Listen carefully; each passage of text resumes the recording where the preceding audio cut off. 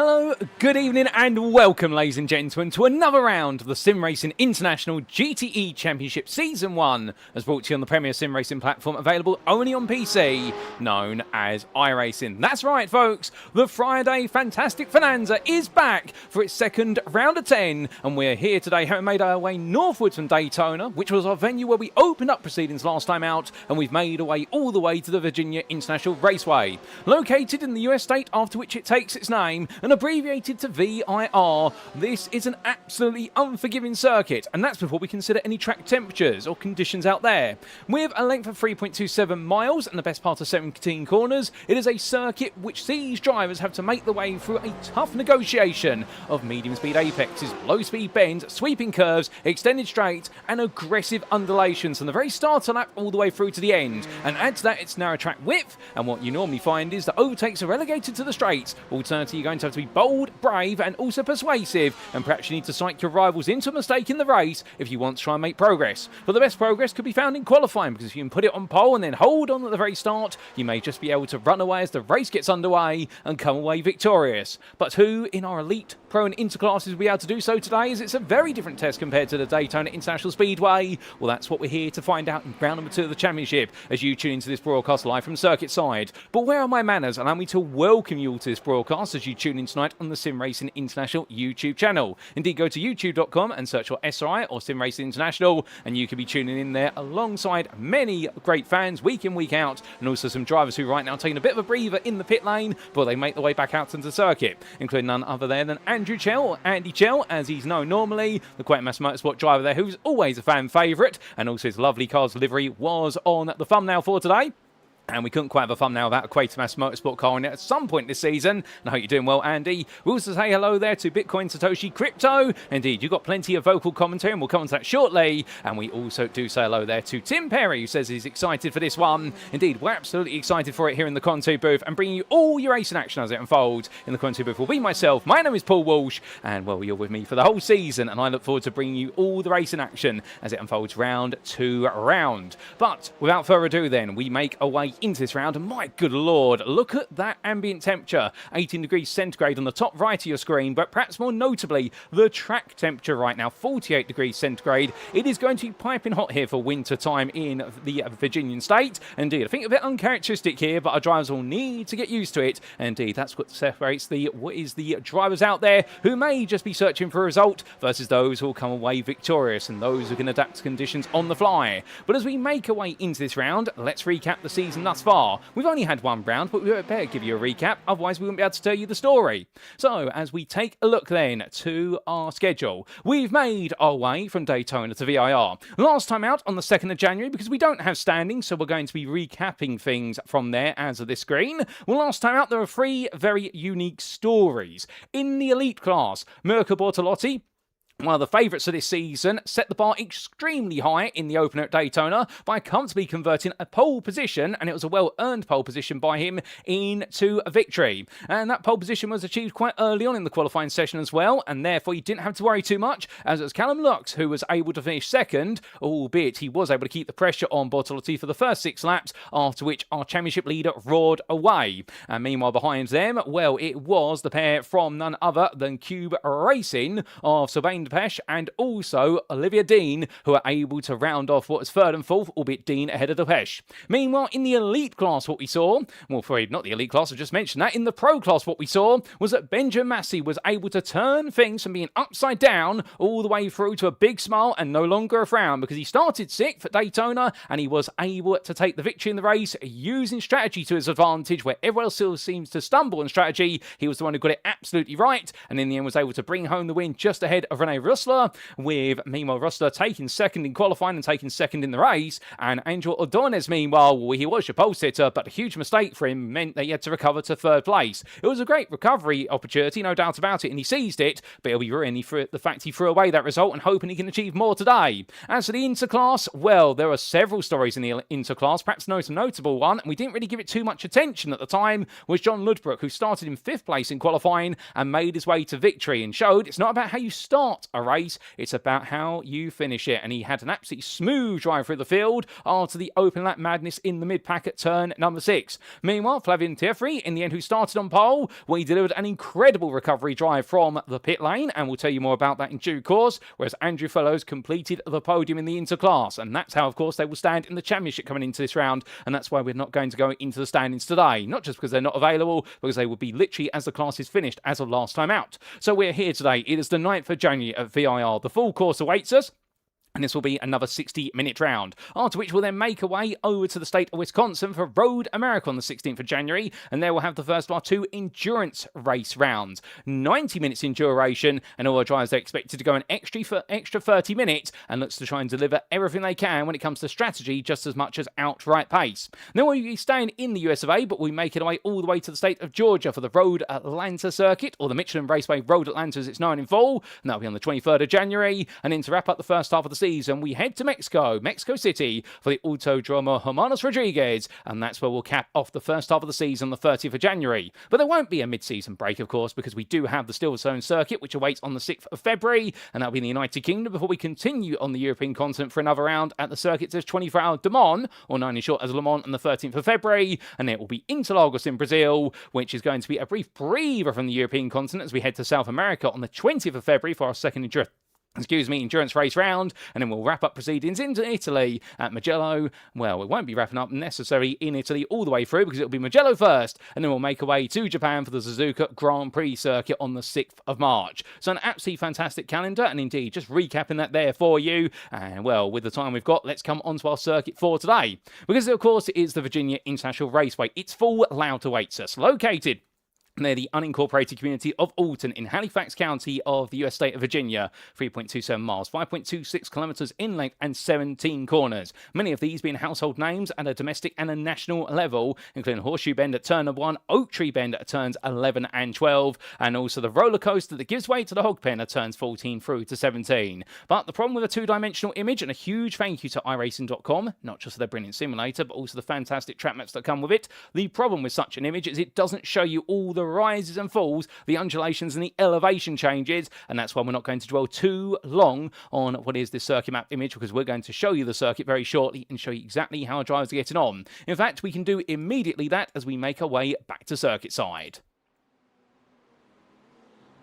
So as we do come back to circuit side, we are right in the throes of what is the qualifying session. It's an extended qualifying session, of course, 45 minutes in duration. However, all our drivers right now, they've already completed the first half, and we've got 23 minutes plus the final overtime laps, which are outstanding. So therefore, we are going to be taking a look at this in depth as they all make the way around. But right now, well, the man who leads elite and overall is none other than Mirko Bortolotti provisionally, and well, he's carrying on from where he left off all the way back at Daytona. However, what you can see here is trying to work with his teammates to try and help them move along as quickly as possible, and the theme here is going to be to see whether they can give each other the slipstream in order to graft their way all the way through to the very top. Because if they do, they might be able to control the narrative of this race. But meanwhile, remember what I said only moments ago about this man, Angel Ordonez, the man who took pole position in the Pro Class, only to have it all go wrong in the opening laps at Daytona. Well, right now, he's definitely looking to be the fastest out there in this qualifying session of the pros, 4th fastest overall. But, of course, he's only going to do it one way in qualifying, and in the race he's then got to put it all together. It's only a lap in qualifying,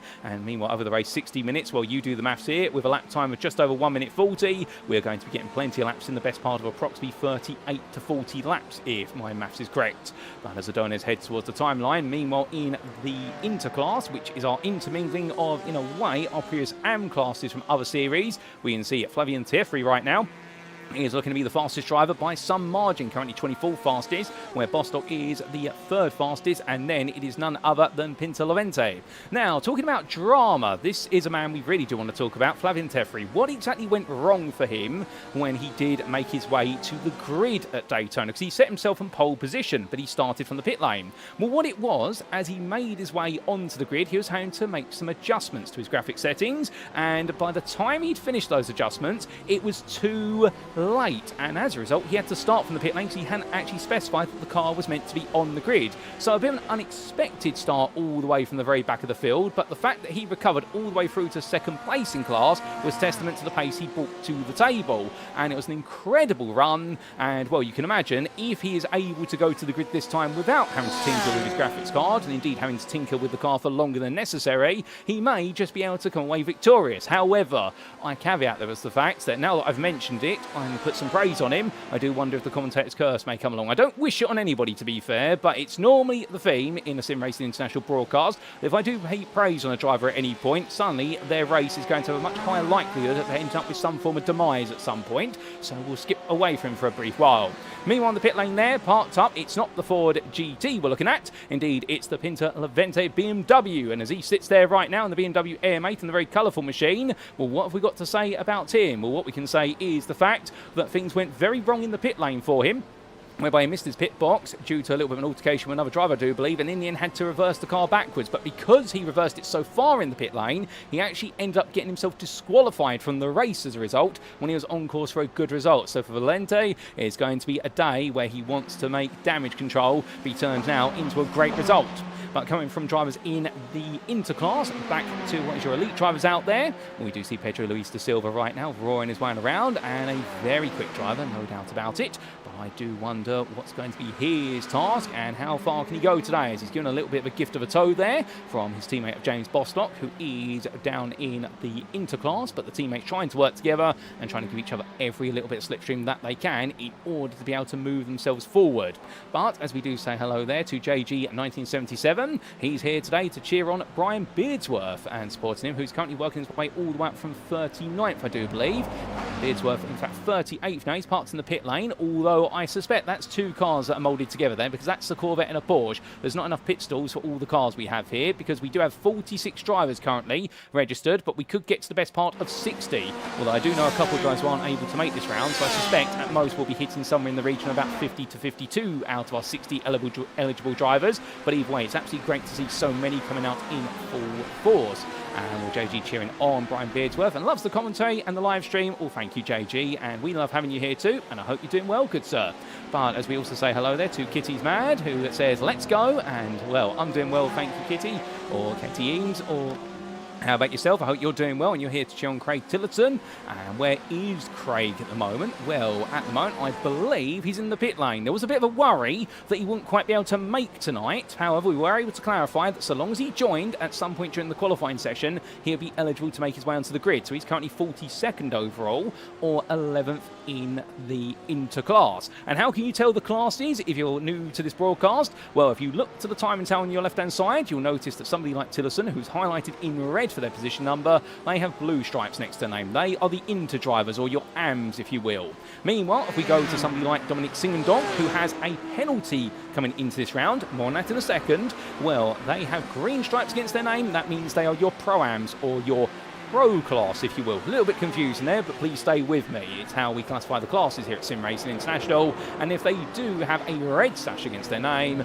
such as Callum Lux, for example, they are your elite drivers, or the pros are the pros here, the very best. And you could definitely say that this series, for about 75 to 80% of all the drivers on the grid, really is a who's who in the GTE machines, because do keep in mind, these GTE cars, or these GT endurance machines, they have been made redundant in the real world of motorsport as the conclusion of 2023. They have been replaced in IMSA and also in the World Endurance Championship by the GT3 category. However, they live on and have been immortalised in the iRacing simulation platform, and well, the iRacing GTE official sprint series sees a lot of these drivers take a part in it week in, week out, and indeed you really do have a who's who here all the way up and down the field of competitors, and therefore it's definitely going to be a day today where I think once again we're going to be salivating at the prospect of seeing some of the very finest in GTE racing drivers take part. And given that, whether they're on the simulator or in real life, a lot of these drivers really do have a huge amount of experience behind them, and perhaps none more so, of course, than our current provisional pole sitter of Mirko Bortolotti, a highly decorated driver, having raced all the way through DTM and even previously at Le Mans, I do believe. But as he tiptoes his way around right now, he does have one of his teammates tucking in behind him. I think here he's trying to give a bit of a draft to one of his teammates, but we're going to jump on board with somebody very shortly, so I suspect that Bortolotti on the back straight will simply back off. As he he does so, who can we get an on-board lap with? We're going to get one with René Rosler as he takes us around for a flying lap of VIR. So in towards turn 1, hard on the brakes there from 150 metres down to second gear, and as he escorts himself through the corner, keeping it nice and tight on the exit of the horseshoe to set up the run in towards turn 2. Keeps the car to the right and in towards the left-hand kink, but keep it nice over to the right to open up left hook at turn 3, or NASCAR bend. Now coming out of here, it's into another left hook at turn 4, and as he comes through that, it's then into the right of turn 5 and head through the snake now as he gets ready to dip into turn 6A and 6B. But he straight lines the apex as much as possible, and it's flat out from this point onwards as he now winds his way up towards the highest part of the circuit on the first long stretch. But as you can see here, it's not a straight piece of road. There's turn 7, then 8 and 9. They all come in quick fashion. And now Sonny is into turn 10. Dab of the brakes, drop a gear, chuck the car in, use the aero, and then heads towards Oak Tree Hairpin at turns 11 and 12, braking 200 metres before the first apex. Trail braking all the way down to second gear, and now buries the throttle, but runs out a bit wide, does Rosler. And as a result, that is going to be an invalidated lap. He's going to commit to it still, and we're going to commit to staying on board with him, I do believe, as he makes his way down the back straight now. Well, that's going to be a bit frustrating. And 9, that slight run wide will have invalidated the lap as we understand it. But as he makes his way now in towards the roller coaster or the Virginian corkscrew, well, coming left into right here, turns 14A and 14B, just keeping it together nice and smooth here. You've got to come down the gearbox, a little bit of short shift there from first to second or third, and now all the way in towards the hog pen at turns 17.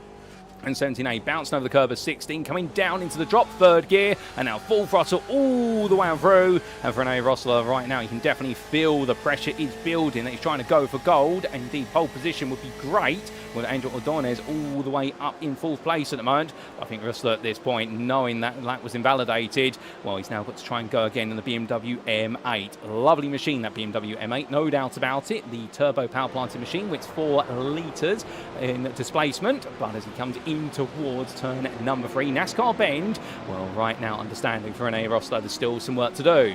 Now, I did say that this man, Dominic Singledonk, has a penalty as he's parked up in the pit lane at the moment, but why does he have a penalty? Well, it's because the number of instant points that he picked up at Daytona, and, well, because he did manage to pass 10 instant points, or, sorry, license points, I should say. Let's not confuse terminology here. It does mean that he has a drive-through penalty that must be served within the race. So, he's allowed to qualify, he's allowed to start the race, but at some point, he has to do a drive-through in the pit lane. That's mandated by the steering team, not by iRacing, because of his GTE racing license in this series. So just keep that in mind. We will see Singledonk come into the pit lane at least one extra time compared to everybody else today, if all things proceed normally for our drivers. But meanwhile, Jack Wells in the Ford GTE makes his way out of turns 11 and 12, and as he does so here with the EcoBoost machine, powers his A onwards, currently 11th fastest overall, but he is 10th fastest of the elite drivers, and he's looking for a little bit more as well.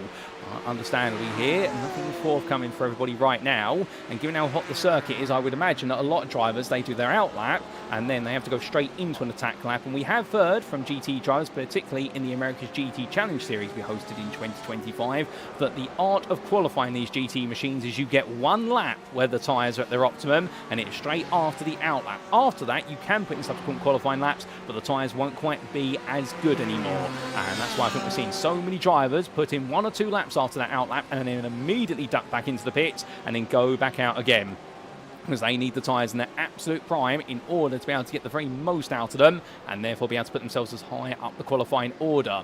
But we haven't got long left in this session now. We've got 12 and a half minutes left on the clock, which sounds like a long time, but the reality of it is, it really is not, and that time it's going to very quickly trickle away.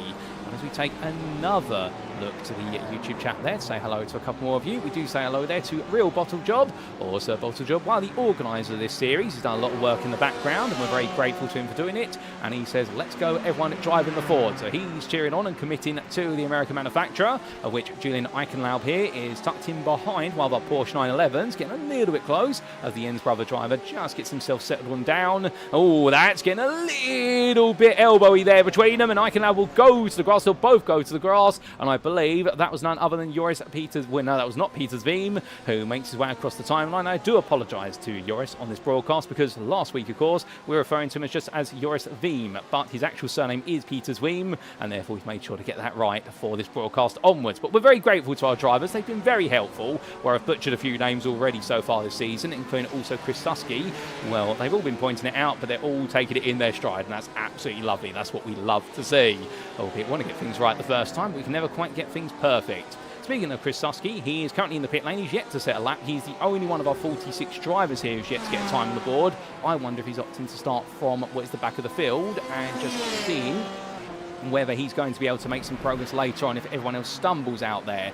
And, well, we will see about that as we look down to our 40th place runner, the man who made his way a long way up the order at Daytona, Bruno Qi from China, and, well, the WP 300 esports driver. We had a word with him, of course, after the race, albeit it did sound as though it was the very early hours of the morning for him, and indeed we do have several drivers on an international scale here, whether it be from China, Australia, America, racing at perhaps unconventional hours. Indeed, we have several drivers from Australia waking up, I do believe, at 3 in the morning, and that's all because they really want to be part of a grid that is the who's who of GTE drivers at iRacing. And, well, it's so great to see somebody out there, and I hope they're not all drinking too many energy drinks and coffee, and indeed they're just sticking to one source rather than 2 sources of caffeine, because they do say in Ghostbusters you shouldn't cross the streams. I don't know if that applies to energy drinks or caffeine sources. I'm sure somebody will be able to tell me, because I drink a lot of coffee, but I refuse to touch any energy drinks, ladies and gentlemen. 1 Red Bull when I was a teenager was enough for me, but that's another story for another time.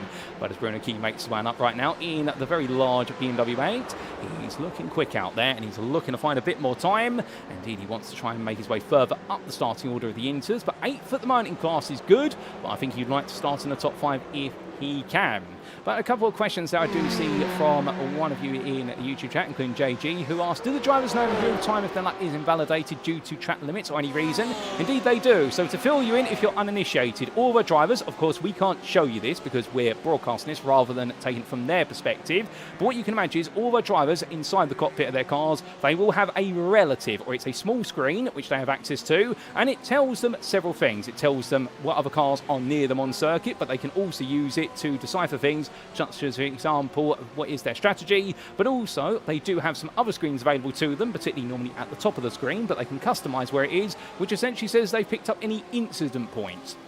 And instant points are where they do bad things, essentially. And I'm putting this in layman's terms, that this isn't to be condescending, but this is the best way to think of it. So, for example, an off-track, that'll count as a single instant point, and it will say on their screen, or on one of their screens, off-track 1x, and that means the lap is invalidated and they'll need to go again. If they cut a part of the circuit and they manage to, according to the iRacing simulator, gain time, you will see on that timing tower, suddenly a driver gets a yellow flag against their name, and that means in qualifying that lap has been invalidated. It means in the race they've got to serve an automated slowdown penalty, whereby they have to lift off the throttle and give the time back as iRacing deems they need to give back.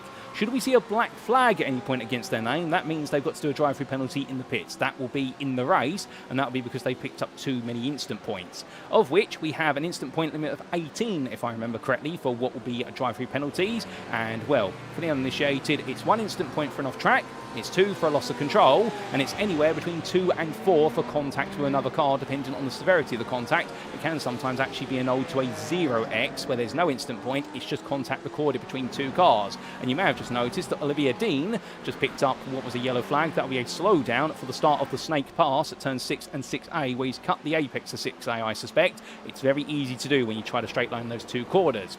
But as our Ferrari 488 Evo driver makes his way on through, well, this is very different here for Olivier today, because you may remember last time out, really it was himself and Sylvain Delpech working intensely together in order to make sure they were going to start right up towards the front in qualifying, and also subsequently they delivered on the goods in the race. It does seem as though Olivier right now all the way down in 24th, and Delpech as well in the Porsche 911 RSR.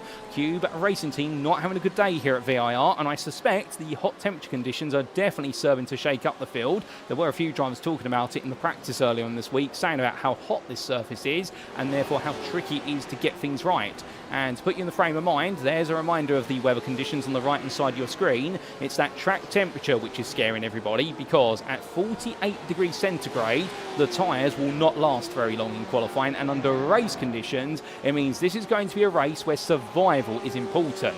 And, well, that's obvious in any race, but around here you will need to protect your tyres, because when you come into the pits in a GTE, unlike modern day GT3 regulations, drivers are not permitted to have their tyres and fuel tampered with at the same time. So they have to put the fuel in the car first, alternatively have the tyres change first, and then do the other half of the pit stop if they want to do both. That's why what you'll see in these 60-minute races typically is that drivers will choose just to simply have fuel put in the car, as Delpech there gets it wrong coming into Oak Tree Bend, goes a bit deep initially and goes deep on exit as well. So that's only going to add to the frustration, I think, that might be building for the Frenchman.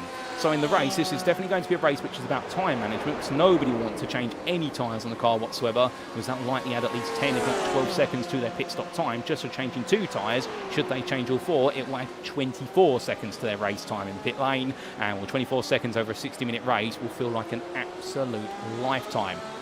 But as we also say hello there to what is Zombor Pinter, and I do believe that is none other than Pinter Levente, who right now is back out on circuit. So he's had a bit of a breather there, and he's been helpful in the YouTube chat, and thank you to Pinter as well. And we also do say hello there to Foteras90, who says, hope you liked yesterday's race. And well, ladies and gentlemen, do keep in mind here at SimRacing International, we have racing on what is Thursdays and also Fridays, and also on Sundays, albeit it's broadcasted on Mondays after the fact due to a little bit of technological advancement. But we have plenty of GT3 racing on Thursdays and also Sundays, and indeed we cover all that as well across multiple splits and championships.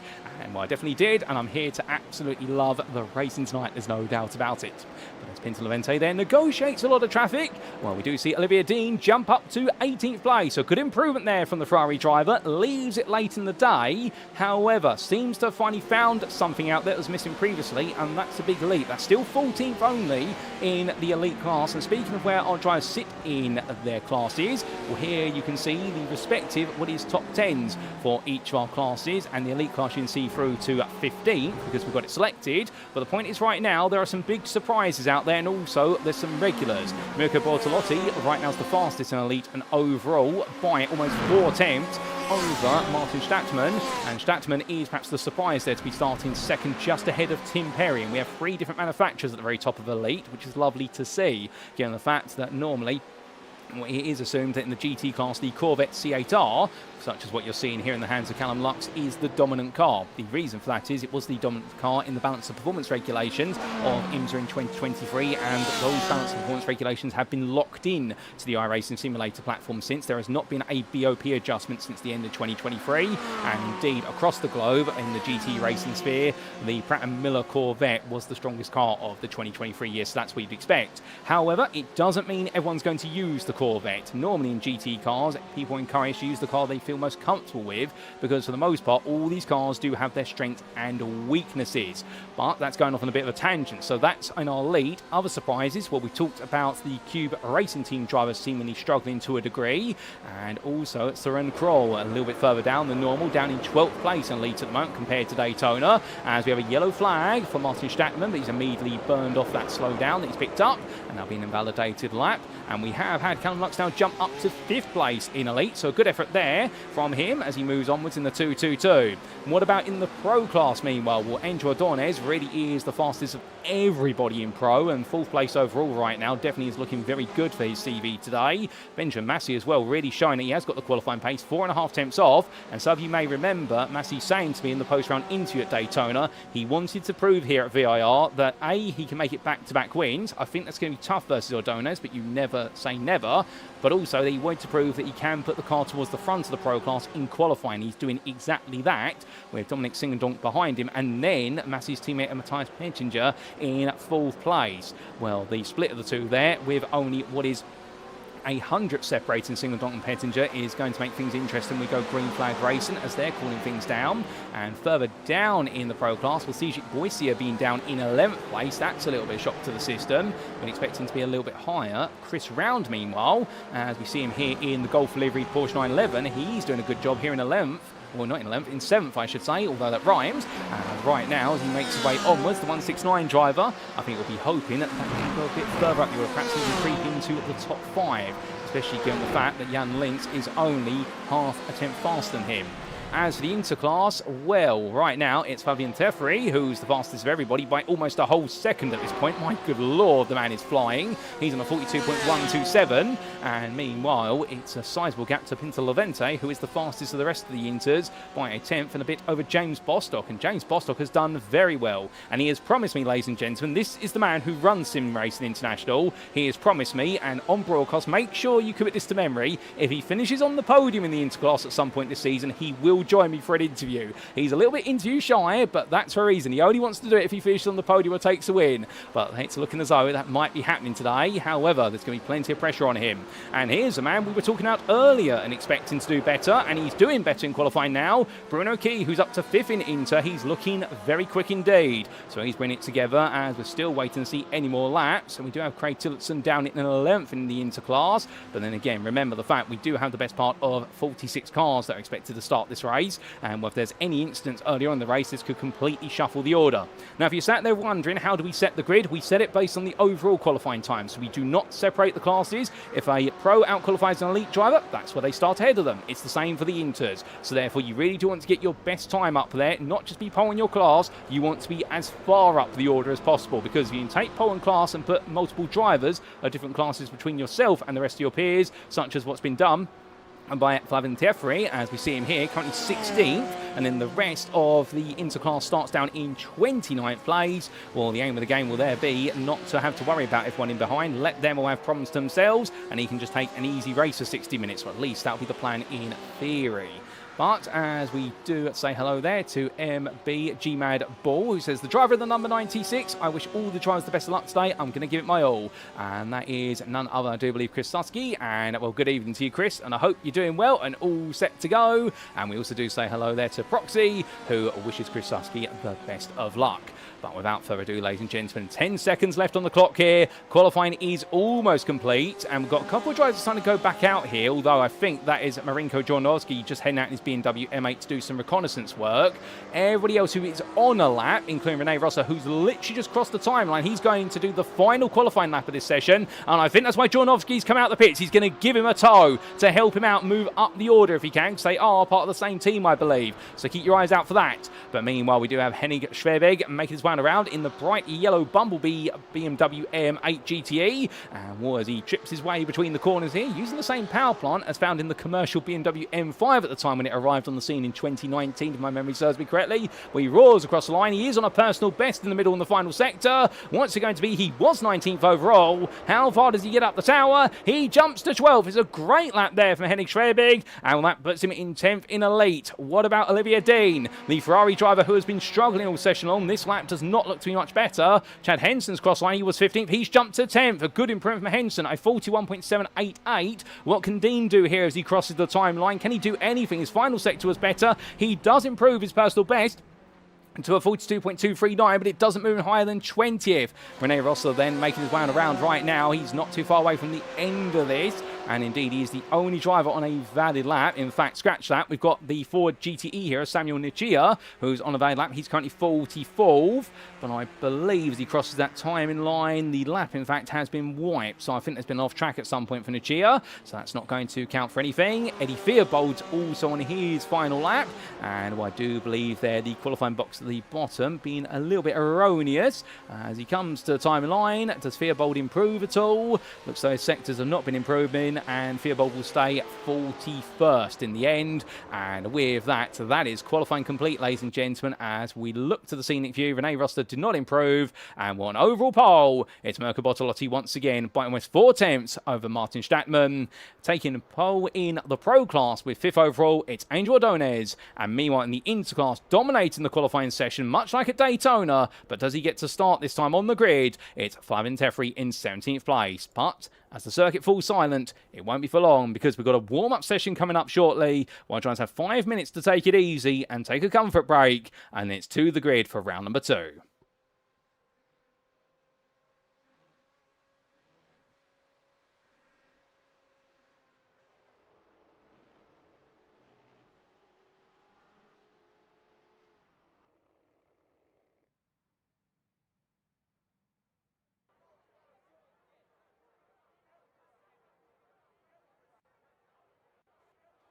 So, ladies and gentlemen, 5 minutes of the warm-up session now gets underway as we look to the scenic view of VIR. And, well, there's an opportunity for some drivers to make their way out onto the circuit, including Sylvain Delpech here, who decides to take a trip out. But you're probably wondering, why is he making his way out the pit lane right now when there's nothing in this to do so? Well, it's every little bit of data that these drivers can get, they'll take it. But also, you do have drivers with very different mindsets on this grid. Now, they are all competitive, they all race fairly, they all want to win. But what do we exactly mean by the mindset? Some, well, they don't like to be out on the circuit unless they are doing something in anger. So, for example, they're in a qualifying session, or alternatively, they're in the race, or they are practicing. Others, such as Sylvain Delpech, I suspect right now wants to keep himself in the rhythm. He wants to keep the adrenaline going, and he wants to see if he can find out any more information around the circuit by going out and using these 5 minutes to his advantage. Remember, circuit conditions are always evolving. Also, this is rubbing in more rubber into the tarmac. This will help the grip levels for later in the race. And when we do have a very hot track temperature, well, there will be a lot of rubber on the circuit, but those hot track temperatures mean the tyres, they get very warm very quickly, and there is a natural threshold whereby the tyres initially start off with no grip when they start the race. That's why they try to warm them up on the formation lap. After that, what you then see is that the tyres get warmer and warmer, the grip level rises, and they go over a certain temperature, and the tyres suddenly then lose the grip level, and they start to decline. And the idea of running some more rubber onto the surface is that essentially you're trying to increase that grip that's available, so that when the tyre gets warmer, which everyone is expecting the circuit to get warmer and warmer as the day goes on, particularly how hot it has started today, therefore there's just a bit more grip available to them. But also, as we look to Logan Timberlake here, some drivers also just get bored sitting in the pit lane for 5 minutes. Although I can tell you one thing, when they're waiting to go racing, if I was in their shoes, and I must admit, sometimes I do ask to be let out the Comm2 booth, but instead, they keep telling me here at SimRacing International they've lost the key to the Comm2 booth, and instead they just seem to be feeding me under the door every so often. Please help, this is an SOS call. And, well, I'm only joking, of course, but the idea is right now I'd be absolutely itching to get out there, and I could understand, I would be in the same boot, I'd want to just keep pumping in the laps and not slow down whatsoever. But as we do see Jan Lintz make his way around, well, of course, all these times will be for naught, and we're just seeing some times go up on the board here as Lintz for the GazX racing team. Well, the 111 driver at the moment, at least, I think fancying himself right now as having an opportunity to do relatively well here, and GazX as a whole have qualified well across the elite and also the pro classes. And, well, can they convert a good qualifying session into what will be a victorious set of results? The theory is, if you qualify well at VIR and you get a good start to the race, you should be able to control things. However, when you have the run, for example, coming up through the Snake Pass here and into what will be Oak Tree, too wide through here, somebody will have to back out at some point, otherwise both cars will be in contact or they'll both be to the grass. And expect in the opening couple of laps, a few drivers to perhaps be brave and bold and look for some moves. But one driver we talked about earlier on, let's see him out there at the moment, Brian Beardsworth. He does have some fans in the YouTube chat, so let's give him a little bit of camera time. And Britain making his way on through it in the Golf livery Porsche. Lovely livery on that car, it must be said. And indeed, that reminds me of what is the much older Group C endurance cars that used to run this livery all the way back in the day. I want to say the Porsche 917. I'm sure somebody's going to correct me on that if I'm wrong. But also, I do remember the Ford GT Mark IVs, I think it was, that also ran these liveries for some time in what was endurance racing. Indeed, an absolutely iconic set of colours and a livery. And I believe all down to the sponsor there of Golf on the side of the car. And, well, as Beardsworth decides our marshals take a closer look at the machine, and indeed he parks up in the grass, we look to James Bostock, who right now, well, the GPEX SimSport driver, he's definitely looking good for today. And I can tell you one thing, he's not doing administrative work, he's actually doing his day job. And when he's not doing his day job, he's out on circuit. And when he's not doing all that, he finds time for family. And, well, he has quite a big family right at the moment. I don't know when he gets to rest, or is this his equivalent of being able to rest? That's a good question. I suspect it is. But I can tell you one thing, James is a lovely guy, both on and off the circuit. And I'm not just saying that because he's the head of SimRacing International. I truly do mean it. And, well, his enthusiasm for this series is absolutely through the roof. As we look to Cedric Boysier for a brief moment, the Cube Racing Team Ford GTE driver, who seems to have a bit of difficulty in qualifying. However, we do know that he is a very strong race driver compared to his qualifying ability. So expect him to try and pick his way through when we go green flag racing. And it's not long away, ladies and gentlemen. So if you haven't quickly gone to the bathroom, if you haven't got yourself some liquid refreshment or some popcorn to have as this race gets underway,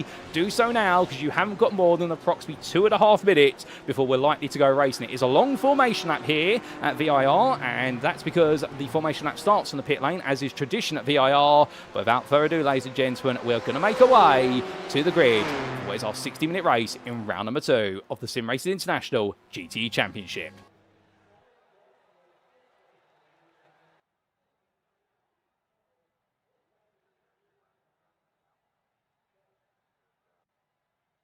So here we go then, ladies and gentlemen. Drivers start to make the way into their positions on what will be the formation lap grid, and this is how they'll all line up. It is pole position once again for Mirko Bortolotti, the GazX Racing Team driver, dominating qualifying for Elite and overall ahead of Martin Stadtmann. His teammate lines up second, with the Austrian driver followed up there by the Palestinian driver of Miguel Leon. The Enosis Esports driver is in the company of Tim Perry for Altitude 3M Esports, who starts in 4th. And then it is your pro pole sitter from Spain of Angel Ordonez, who starts 5th for Moon Racing Team. Started 6th alongside him is Mirko Bortolotti, who improved later on in the qualifying session for GazX Racing Team. With Callum Lux for what is Jens Brothers competition starting 7th, head of GTE Simsbox's Pedro Luis da Silva.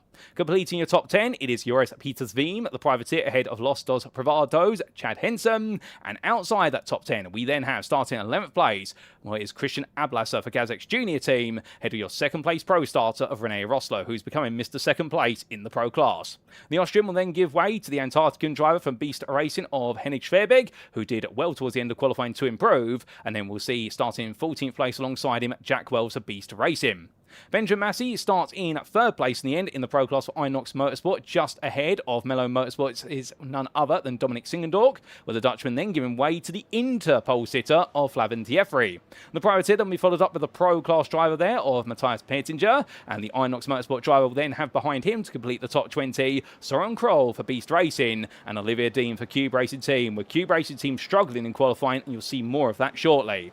Because behind him, starting 21st, is Albert Parrish, the Spaniard, just ahead of GazX Racing Team's Jan Lintz. Then we do have Mark Hutchinson started 23rd for Altitude 3M Esports, ahead of Julian Eichenlau. The Jens Brother competition driver from Germany will have the Briton of Chris Round behind him for Axis Simsport, with Don Hunter started 26th. Then in 27th place, the Australian driver there of Adrian Vlock for HTS Racing. He's got a lot of work to do from 18th in the Elite Grid, and he's in the company of Brandon White. Completing the top 30, it's going to be Andrew Fellows for GPEX Simsport, and none other than Pinter Levente, who starts 30th. From the Hungarian driver, we then have starting 31st, Sylvain Delpech for Cube Racing Team, ahead of James Bostock for GPEX Simsport, who is chasing the podium in the Interclass today. And then we do have behind them on row number 17, Anthony Hilton, I do believe, and that is going to be alongside the Mello Motorsports driver, his teammate of Marcus Singendonk. We then have Cedric Boisier starting in 35th for Cube Racing Team, ahead of Ryan Walker for Altitude 3M Esports, the official photographer for this series. And here Bruno Key starting 37th for WP 300 Esports, ahead of none other than Logan Timberlake. The Sim Party Racing driver then has behind on row 20 Brian Beardsworth, the privateer, and Noah Blackwell for Alexis Simsport. And in 41st on this grid, it's going to be Eddie Fearbold, the privateer, ahead of what is none other than the Worm Track Racing Machine of Riley Green. On your penultimate row of the grid, it's going to be Craig Tillison for Rhino Academy, looking for a good result today, ahead of Samuel Nutria, who starts in 44th for Worm Track Racing. And on the final row of the grid, starting from the pit lane, I do believe, opting to, that is Matt Broom for HTS Racing, and it'll be Chris Susky, who brings up the very rear for China Shop Racing with no valid lap, but he's going to do it all from the back. Well, ladies and gentlemen, that is how the field stands. They are on the formation lap. We are not too far away from going green flag racing, as they all gradually make their way onto the back stretch. And at this point, where they were single file and trying to get as much temperature into their tyres and brakes as soon as possible, or perhaps avoid getting too much into it, we should say, well, right now they are going to go double file formation, and they will tuck in behind the pace car. And they need to not for long, because it will be the situation whereby very soon that pace car will be encouraged to start pulling away, and it'll be Mirko Bortolotti who starts to bring this field together, and he will choose when they do go green. Albeit the rules do say they have to go green at the time when the lights fall on the start for this straight, but there's a 1 second window in which Bortolotti can choose when he wants to go, so he can try and catch them out if he can. But as this wonderful field of GTEs all makes its way together in the Virginian countryside, it's so lovely to see. 46 cars have made their way out here today. You do the quick mental mathematics, and well, that's the best part of 30,000 brake horsepower at least making its way around the Virginian countryside. And at the very front of it, there is one man who has to dictate when they go racing. It's Bortolotti to take us to the grid as they all wind their way down through the hog pen at the slowest time today. But now we leave it to Bortolotti to take us to green flag racing for round 2 of the championship.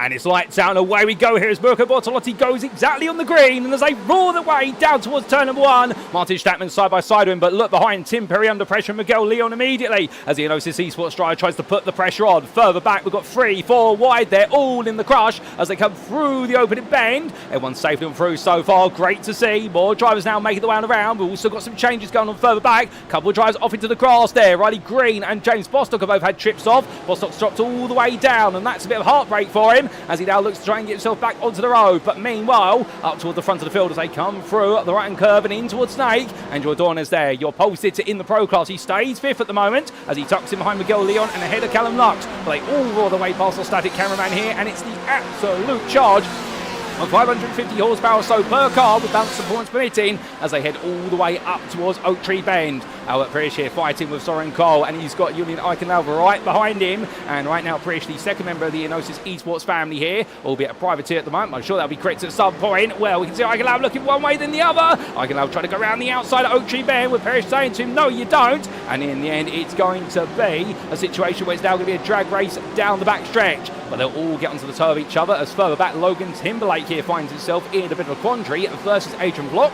And well, the Australian driver in the Ford GTE will just gradually pull away the very colourful Ford GTE as Sylvain Delpech is getting closer and closer here. Does he look for the move? Yes, he does, the Cube Racing team driver. He's going to go to the inside here in towards what will be roller coaster. And once again, a straightforward pass. Timberlake won't fight this. Surely he does fight it. There's contact between the two of them. And Delpech in the end carries on, but Timberlake goes to the grass. And well, I think there'll be words between the two after the race. The Sim Party Racing driver. Well, the question is, did he cut across Delpech or did they make straight on contact? Because depending on the angles of the cars, that will dictate who was perhaps at fault. Our camera angle there not being too obliging. We may get a replay of that in due course. But meanwhile, as all drivers continue the round around, well, looking back to your leaders after one lap, it's Bortolotti who leads ahead of Statman, followed by Perry and Leon, your top 4 elite drivers. Then you have your pro leader still at Vadornes, who's fighting with Lux. Lux trying to go around the outside and there, go through NASCAR bend. Can't quite find it, has to wait his turn. Jonovsky accused up behind, as well as Pedro Luis da Silva. And then we do have Henson, Peters Veem, and that's your top 10. Christian Ablasser is your best of the rest driver in 11th place,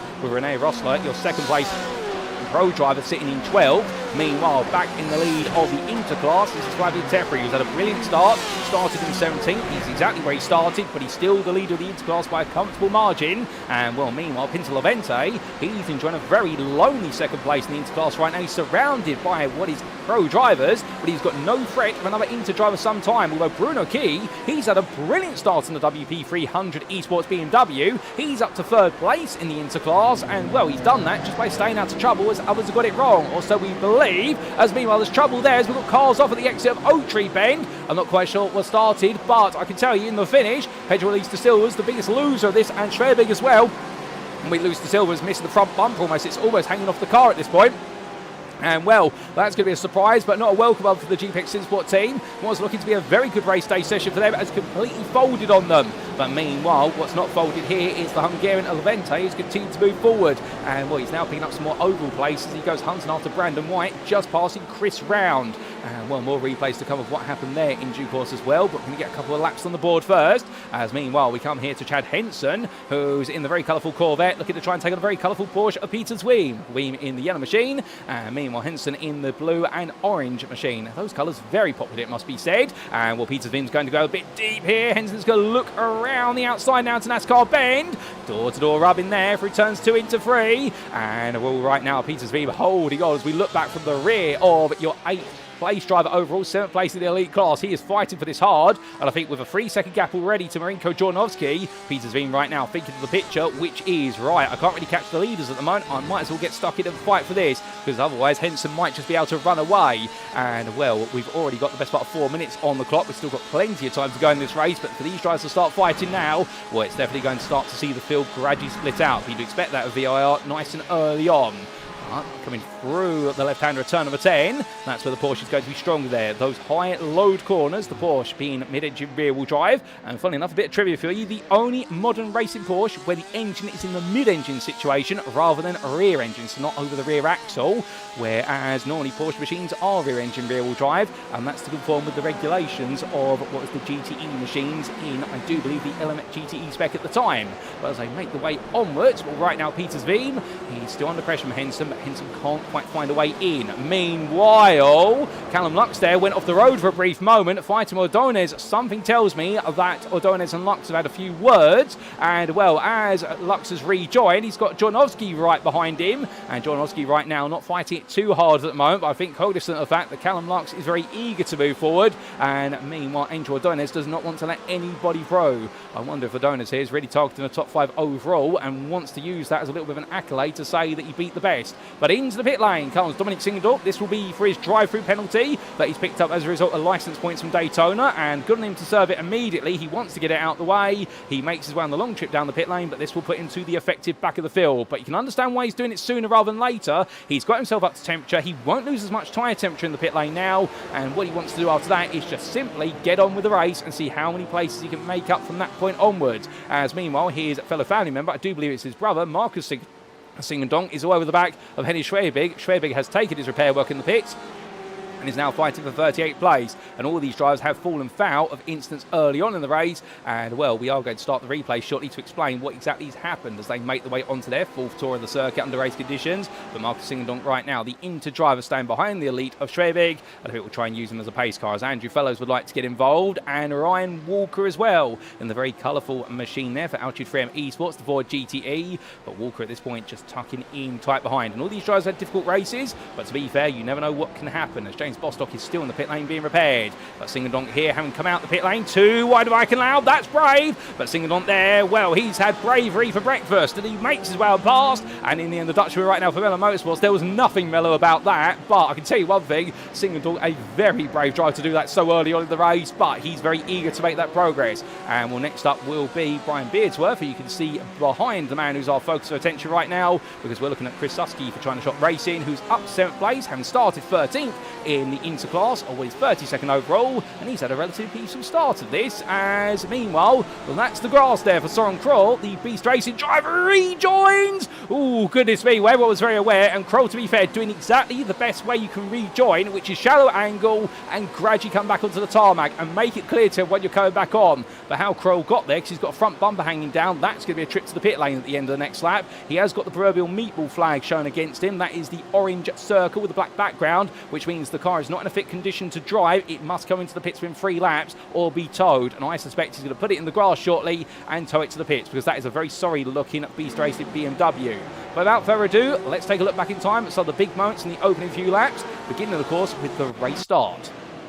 Now, this is when we did go green flag racing. However, the question we have is what happened further down the order, and particularly to the likes of James Bostock. So the front of the field went, the rest of the field has to go when the cars in front of them go. They have to wait for their own front to go, and we look at Bostock as he went green flag racing.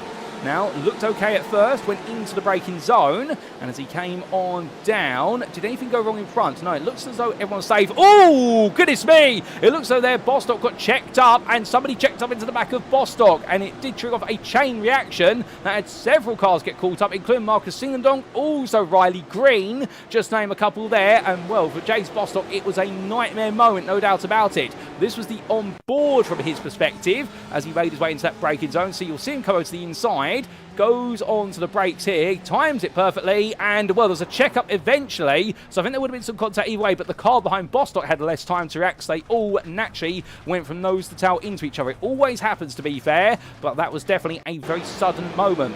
We then had this for Olivier Dean and Jan Lintz coming in towards what was a left hook at turn number 4, and Dean was on the outside here and just tried to find a road that wasn't there, and in the end went to the grass, rejoined. It was the same for Lintz behind in the Gazex Racing Porsche, so both drivers there just a bit too eager and not enough grip in the tyres.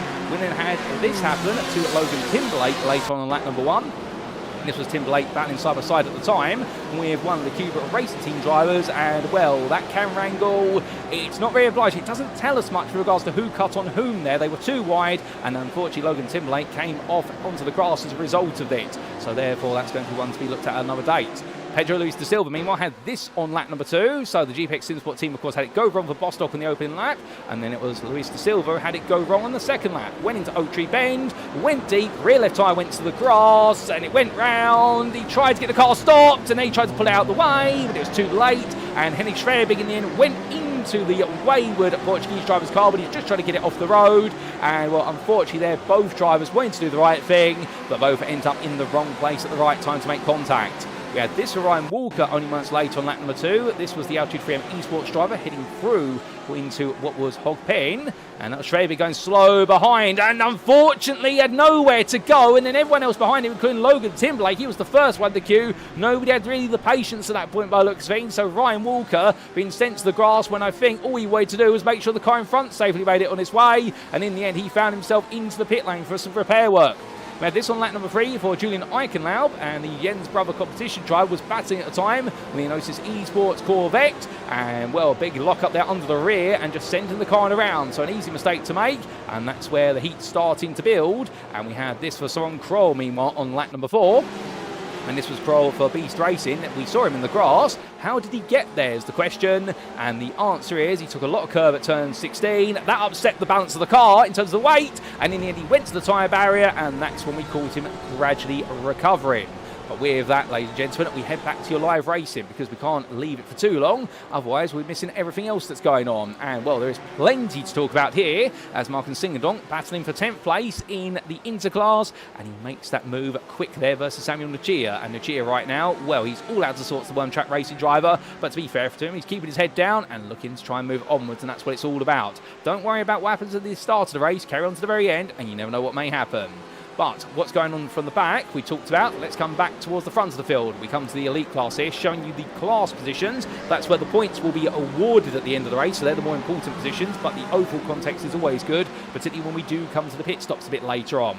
And what we can see right now is that Christian Ablasser here finds himself with teammate René Rosler behind, albeit Rosler being a pro driver is less of a consideration. As they power the way onwards, well, right now it's also for Rosler to chase after Ablasser.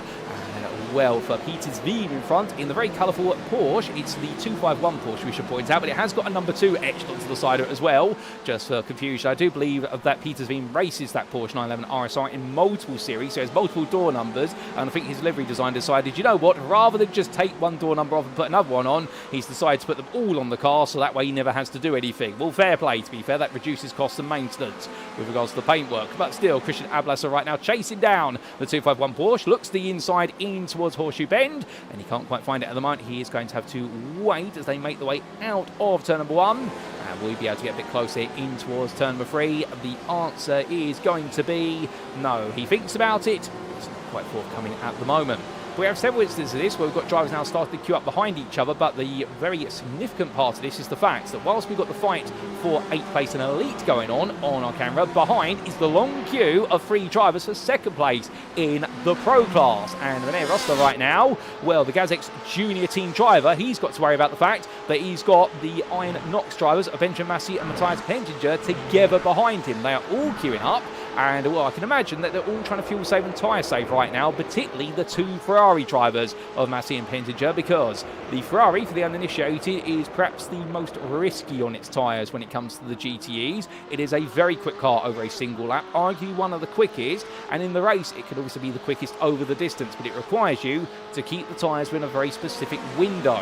And, well, right now, Massey and Pentinger will both want to try and stay in that window as long as possible, because as soon as you go outside of it, the tyres will heat up very quickly, and suddenly they degrade faster than any other car. The only car that comes close is the BMW M8, which has a bigger braking issue with regards to poor brakes initially, and also its brakes can get very hot very quickly if you don't play them carefully. So therefore, for Massey and Pentinger right now, this might be a race whereby we only see their true pace towards the very end when they're coming towards the lightest possible conditions of the car, and they've still got some tyre life left, or that will be the aim. But on to the next lap they come, and from them we look back up to Peters Veem as Ablasser closer this time, 2 attempts into the braking zone. Christian Ablasser here, well, if he's thinking about it, he's going to go for it soon as we ride aboard the dashboard here of the Gazx junior team driver. And, well, this dashboard view really giving you an idea of how close they get to the car in front as he makes his way through that left-hander. But the Austrian driver right now, well, I think the temptation is there to try and make the move, but I wonder whether also he started to think about strategy, given the fact we're coming to the end of the opening 15 minutes. We've still got plenty of time left on the fuel tank. We won't have the drivers go necessarily as long as what we saw as at Daytona, because slipstream is perhaps a bit less of a factor here in terms of how much fuel saving you can do behind another car by default. But still be interested to see how long some drivers go and who decides to pit early and risk an undercut strategy. But typically, undercuts for those who have had a bit of a difficult race or further back and have got nothing to lose. So you'd imagine that your top 15 overall or so, they will not want to come into the pit, because to do so, they would just end up costing themselves time or putting themselves at the risk of coming out behind other drivers. But coming further down the field, we need to talk about some of our inter-drivers, including Brian Beardsworth, who started in 39th overall. He's up to 34th. He's still where he started in the interclass, which is in 8th place, but he's making gradual progress as he chases after Riley Green in the very aptly coloured green for GTE in front. I don't know if that's intentional by Riley Green to make sure that we get his surname right, but if so, I can tell you one thing, the one-track racing driver right now, well, he's definitely going to be experiencing some pressure a bit later on, as Craig Tillerson, well, he lets Hedish Fair a big go. Ryan Walker tucks in behind, and the Verano Academy driver, meanwhile, where he finds himself surrounded by elite drivers here. It's not a happy sandwich as Walker goes into the inside into turn 10 there. Not the most conventional pace to pass, and right now, here comes Marcus Singendonk diving up the inside as Tillerson lets it go, and I would imagine that Tillerson is probably thinking to himself at this point, well, I might as well get myself back into a river here. I'm out of sorts, and a BMW that definitely is looking to be a bit shaken and stirred. I'm sure that's going to stir Tillerson to some action in due course. And credit to him where it's due, he normally does race what is TCR machines on iRacing and also GT3s. So for him to make the leap into GTE, that's a brave leap, but we absolutely love to see it, to be fair. And well, GTE can always do with new blood, and Craig Tillerson definitely a very welcome member of the GTE grid. Looking a bit further back, here's Andrew Fellows chasing after Samuel Nuccia, as these two, they've definitely both had very difficult races thus far, and Fellows right now trying to get a bit closer here as Nuccia has found himself off the road once already. Fellows has found himself forced to the pits early, and well, both of these drivers carrying on, but from them we need to carry on the theme of inter-drivers and look to Pinter Levente, because here is your BMW 91 driver, the privateer outfit, and he is ahead of Bruno Key. They have swapped places, and in fact there was a pass recently for this, and here's the replay to tell you the story. So this was coming in towards turn number 1. Levente was close, but how close was he when he went for the move? The answer is he went all in here. That's brave to go from that far back. But Bruno Key, to be fair, played that very passively in terms of what was just letting it go. And I wonder if Key's more thinking about the bigger picture, whereas Levente is thinking to himself, I need to make progress sooner rather than later. And keep in mind, of course, Levente was off track earlier on in the race, and that cost him second place in the interclass to Logan Timberlake, who got ahead of him. And well, Timberlake is only a second up the road. We come back to them. There is your Sim Party Racing driver. And for Logan Timberlake, of course, he was the one who found himself escorted to the grass in that contact with the Cube Racing Team car much earlier on in the race. But he's done very well to get himself back on track. And well, he has not taken his motivation away at all. If anything, it's motivated him even further. And the Sim Party Racing of the SPR driver right now absolutely on a charge as he tries to break away from Levente. But onto the start finish straight they go, and what's the one thing the BMW has over the others? It is straight line speed, particularly with the draft, and Levente gets it very close here, but he decides not to go for it versus the Porsche, because he knows that Porsche 911 RSR has much stronger brakes. But what he can do, he can get closer and closer and start to prove to be a little bit of a nuisance as they make their way in towards NASCAR Bend through that left-hander. Further back, here comes Brian Beardsworth looking for a move on Riley Green. Goes around the outside. Green tucks back in before, but Beardsworth locks up on the front right brake. Green follows him off the road, and well, both of them there decide to make a bit of a rallycross moment out of turn number 1, and Brian Beardsworth, for all the enthusiasm, right now can't quite land the move, and he's reset himself back to 34th and 8th for the interclass, but he'll get another chance to go again surely a bit later on. But good battling between the two of them, but unfortunately both drivers there battling so hard they both forgot they needed to brake and brake carefully. But still, those things happen, to be fair. It happens even to the very best out there, so that's not to make them a laughing stock. They'll learn from it rather quickly. Adrian Vlot, meanwhile, enjoys fighting with Sylvain Delpech as we talk a little bit now about the elite class here, and these two elite drivers very much out the order, 22nd and 23rd overall. As hold up a second, ladies and gentlemen, we've got a bit of an exchange going on, because we come back to Key and Timberlake. It's now Logan Timberlake who's been relegated down behind Key. What exactly has happened here? I think Timberlake's had a bit of an off-track only moments ago at Oak Tree Bend, because Dominic Singendong has also got past him, so Levente and Key have moved to 2nd and 3rd in the interclass, and now Timberlake's got to do it again.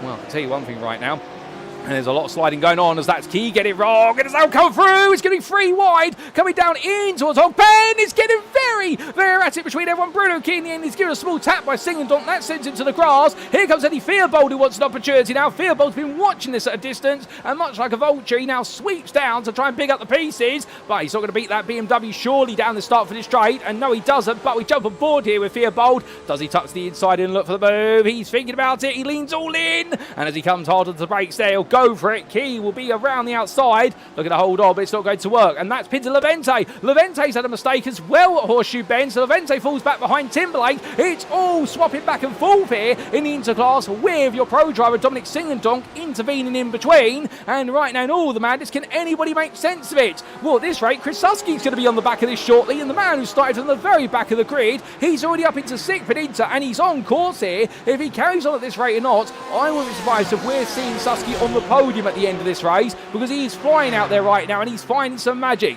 From what I was able to gather down the paddock earlier on this week, he was very happy with the setup he brought to VIR and all the officials, albeit it was made to run at lower temperatures, but he's done a huge amount of work with that setup over the course this week to get it right for his preferences, and Susky right now is proving that, and starting from the very back, he is making that progress quickly. But with everything that's going on in the interclass right now, the one Inter driver who is not in trouble is Flavien Thefri, who is right at the front of it in 17th place overall. We're not showing him on camera here because we've still got even more action going on in this mid-pack, as we do see now what is Levente getting past Dominic Singendorf. That is the speed of the BMW in full display. There's Fearbold with him, plus also the draft. The draft these GT cars get off each other is absolutely immense, much bigger than what GT3's experience, and that is because of how they are designed aerodynamically, because these cars were very heavily controlled when they arrived on the racing scene with regards to their aero model. But right now, Eddie Fearbold, well, he sees an opportunities, and Singedonk's into the pit lane. I think he's had enough of fighting in amongst that group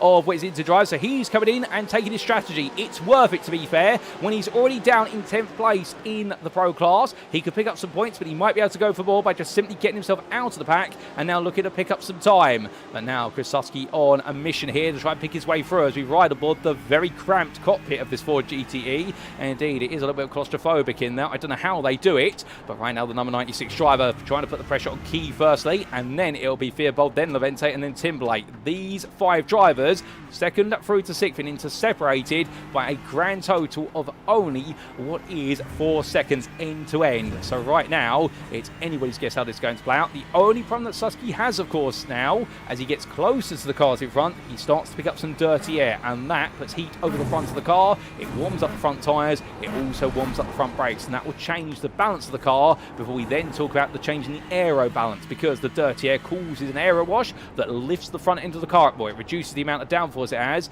and Susky's got to be ready for that. We'll see what he's done to compensate for that as a driver, or with regards to the car setup, as he runs out a little bit wide there. But coming from his on board for a brief moment as Julian Eichen now gets a bit closer. Well, meanwhile, we must go a bit further up the order. We come back to your leader. We've left him alone for some time. Have we Mirko Bortolotti, but the Gazex Racing Team driver is 2.5 seconds clear of Martin Statman, and well, his teammate right now really acting as a bit of a rear gunner here, as Statman has Perry and Leon all over the back of him. Albeit, when I say over the back, it's half a second from car to car, but the point is, Bortolotti has given himself just a bit of breathing room, but he is matching Statman's pace. Now, is that Bortolotti reducing his pace to make sure he's not too far away from Statman, or is it that Statman right now is going at full pace, and so is Bortolotti? Well, either way, right now, Gazex Racing Team, they have some control over this race, but it's not as perhaps as in control as they would like it to be, because a 3-second lead is not much in the grand scheme of things. That is what is a couple of seconds worth of refueling in the pit lane, and as they make the way down the back straight, even more to come.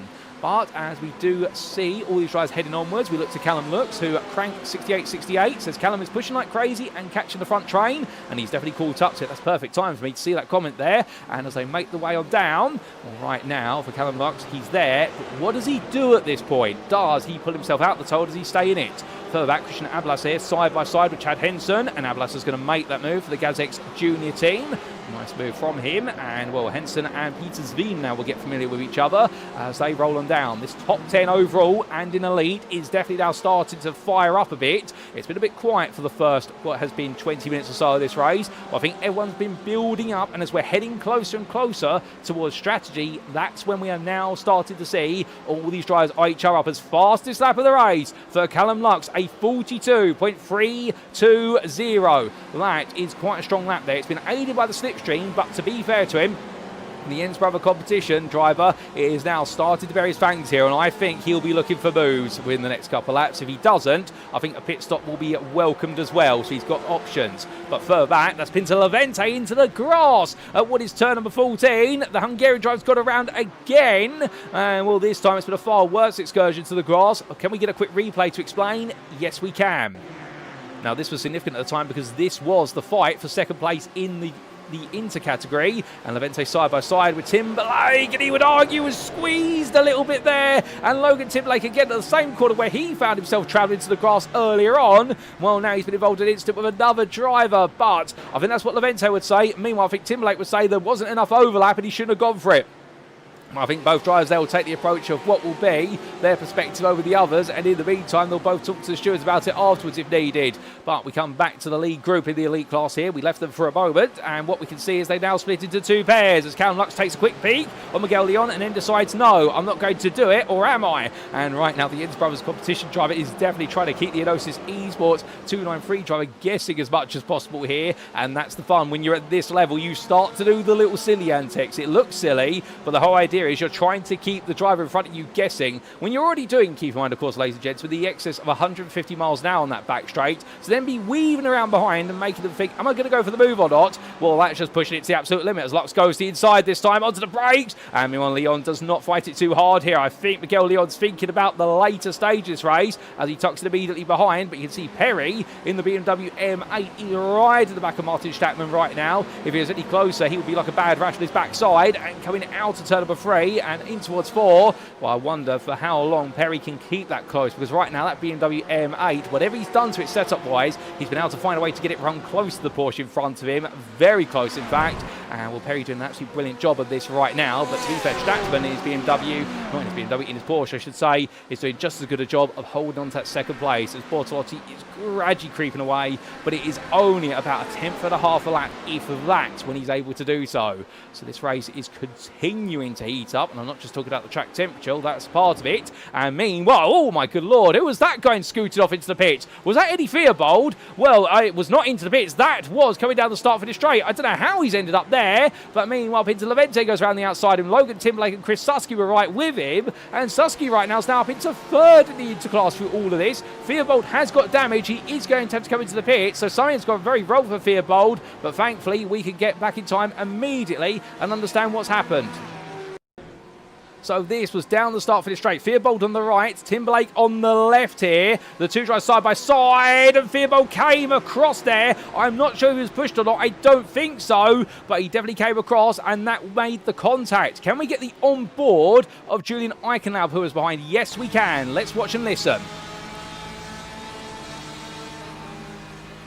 Well, it's interesting. It looks as though actually Timberlake and what was Fearbold came into contact after Eichenlaub gave a brief tap to the rear of what's Timberlake's car. I thought there would have been a more significant tap between the two of them, but Timberlake and Fearbold, they're both interdicting on one another. And, well, I think some would say that Timberlake had his right to exist and Fearbold's come across him, I think worrying about what was Eichenlaub coming up behind him quite quickly and therefore wanting to get out the way. So a bit of an intriguing one there, but of course their demise means that Susky is now moved up into third place in the interclass, and Pinto Levente is just behind him. So this interclass keeps on giving, but what's on our screen right now is we're back to the top 10 overall, and particularly in the elite class, as all these drivers wind their way on through and head up the rise once again on the first long stretch, as they do. Chad Henderson right now, he's got Christian Ablasset in front of him, and then he's got the Porsche of Peter Sylvain behind him, and Peter Sylvain right now watching closely and diligently. Only 1.5 seconds back is Rene Rosler, your second place pro driver, who, keep in mind, has got Benjamin Massey still staying with him, but Matthias Pettinger has fallen back a little bit by comparison. So the Iron Knox Aces racing drivers, both falling back a bit too far at this point to keep pressure on René Rosler. But here we can see that Avlas Henson and Peters Beam, they're all staying very comfortably together. Back to the fight for second in elite and overall. It's a similar situation as we've briefly lost in this race. Angel Adornes now, is that a retirement for the race for the pro leader? We will confirm shortly, ladies and gents, because he's falling down the timing tower, and the longer he falls down it, the more likely it is he has disconnected from the race essentially. So that would be the equivalent of a real life engine blowout or a failure of the car. I think Angel Adornes has retired for the race, and if so, René Rosler now could be on course for the victory with 30 minutes to go, but he's got Massey and Pettinger both chasing after him. You couldn't make up the story there. That's happened off camera. But meanwhile, the fight for second, third, fourth, fifth, sixth in what is the elite class, it continues to rage on, and with all these drivers very closely tucked together, and Miguel Leon, after being passed by Callum Lux, I think he's decided just to let Lux move forward and be a nuisance to the guys in front of him, and he'll just play the game of fuel save and watch at a distance. We'll keep updating on Angel Adonis when we can, ladies and gentlemen, because that is a surprise and not a happy one. And as everyone continues onwards, right now this race continues to get even more intense.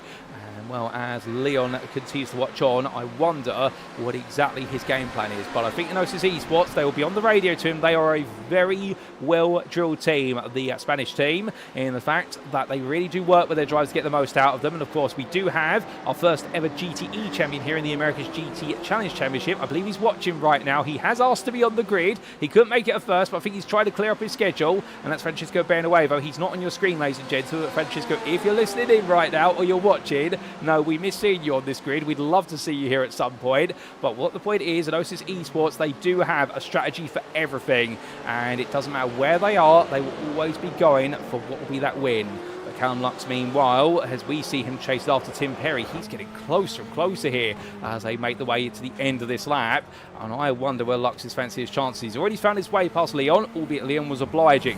Would Perry be as obliging there for Altitude 3M Esports? We will see. There's Lux here right now. 2 attempts and closing little by little. He moves closer and closer, looks to the inside, and Lux immediately goes for it there. Perry did lift off a little bit into the braking zone. Lux, does he get it stopped in time? He does, but he doesn't quite make the move stick. He goes too deep, and Perry in the end decided just to lure Lux into a full sense of security and decided to say to him, right, you can go for it if you want, just be prepared for that braking zone. And Lux in the end, I think, just getting it stopped in the nick of time. Didn't lock up the brakes there. He did manage to smooth it out on the brakes. Keep in mind, of course, that these cars do not have any anti-lock braking system, no ABS.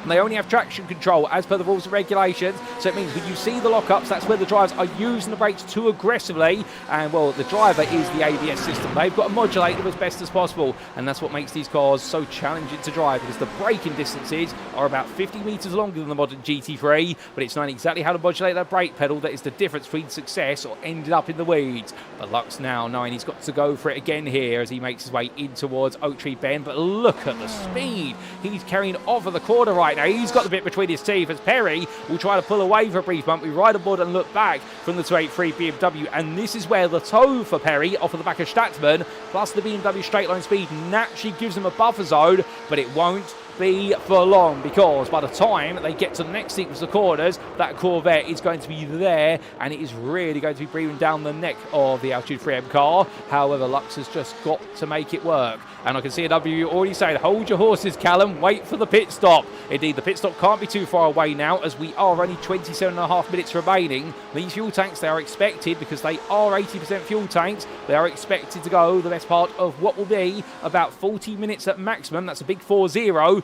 before they do need to come into the pits for a refuel. And, well, we'll have to see what happens as Lux this time decides to go for the switchback into turn 1. And indeed, what you can see as well is that Statzman is starting to fall off a little bit, oddly. We're coming through that corner there, a small mistake. I don't know if you noticed it, went a little bit deep at the second apex. Car wobbling there slightly into NASCAR bend. The GasX Racing team driver, I think he's got it back together now, but an uncharacteristic error. It's a tiny one that caused Perry to get a lot closer, and Lux actually, when he wanted to switch back, he couldn't in the end, because Perry had to back off slightly because Statzman had difficulty at turn number 1. So therefore Lux there being blocked in a way just by the lead driver in this group, not having the cleanest of runs. But Bortolotti is still not putting away all for it. Still the gap to Bortolotti is 3.2 seconds. It's not growing, and the pace is being matched.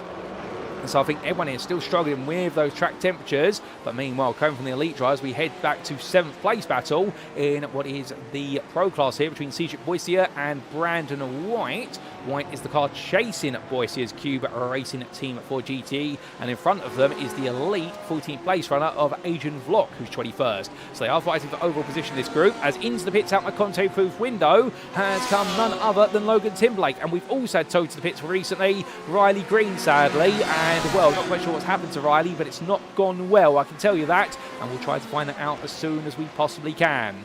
But as Boissier roars his way up the hill here, right now behind Vlock, he'll try to stay in the draft of that fellow for GTE as quickly and as soon as he can, because the idea is here he'll gain on the straights to be able to stay safe from Brandon White in the corners.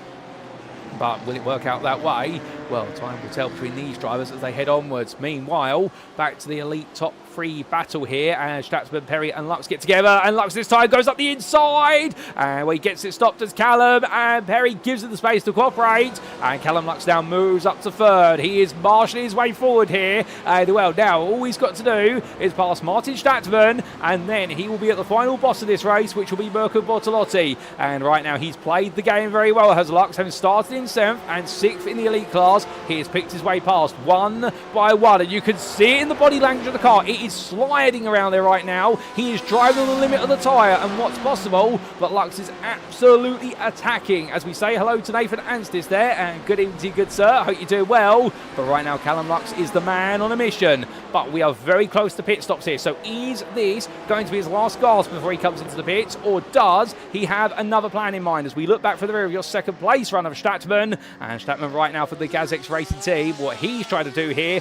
I think now, is just hold on to 2nd, and if needed, he may have to act as a bit of a buffer and perhaps sacrifice a little bit of his race for the race leader here. Although Bortolotti, to be fair, I think might be holding some pace back. But here comes Lux in the tow, in towards what we roller coaster they come with the Virginian corkscrew. It's left into right very quickly here as they both make the way, and it's too wide on entry. But Lux gets ahead. It's up into 2nd now, as it will be Martin Statman falling down to 3rd. But Callum Lux does clear another one, and now only one car is between him and an opportunity of victory here today. It's Mirko Bortolotti. You see him off in the distance as Miguel Leon picks up a slowdown off camera, and we'll serve that quite quickly after cutting the circuit, but they've gone for another lap. Now what will we see from this point onwards? Will we suddenly see Bortolotti up the pace? Will we see Callum Lux suddenly reel that gap down, or will they find equality? Those are the questions we need an answer to, and we need them quick, because otherwise we're not going to go all the way to the very end, and that's before you throw the pit stops into the mix. There's so many big questions right now between all these drivers, and that's what's going to keep us guessing all the way to the very finish. There's also been a big trade up in what is the interclass off camera.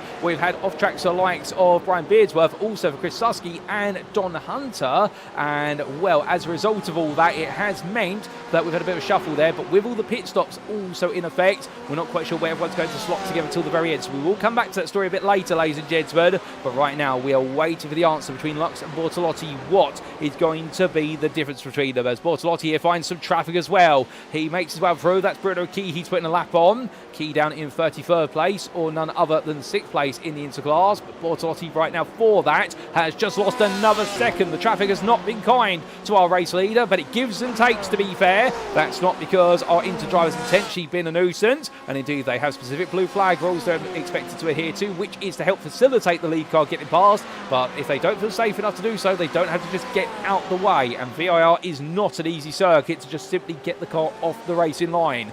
But as all these drivers wind on through, Lux definitely right now hoping that he can catch up to that BMW M8 at a more opportune time, perhaps down the start finish straight. The Inns Brother competition driver is absolutely throwing everything at this to do so, and that's before we also talk about some other battles elsewhere. And yes, this is Chad Henson still fighting with Joris Peters Veem. They've been going at this for the best part of 30 minutes now, and these two, they've been so close together all the way along. It's absolutely brilliant, as we do see there a much bigger run wide from what was none other than Peters Veem versus Henson, and I think there that might have been Henson trying to deceive Peters Veem into thinking he was coming to the pit lane by taking a tight exit line. You can do it. It just scrubs off a little bit of the left-hand side tyres. But in the end, no change. From them, we look back to Matthias Pettinger, who comes into the pit from 3rd place in the Pro class. What was, at the time, 14th place overall. Jan Lintz comes on through, but Pettinger decides for the Inox Motorsport team that they are going to split the strategies. Benjamin Massey staying out to try and chase down Rene Rosler. We will see whether that's the right plan or not.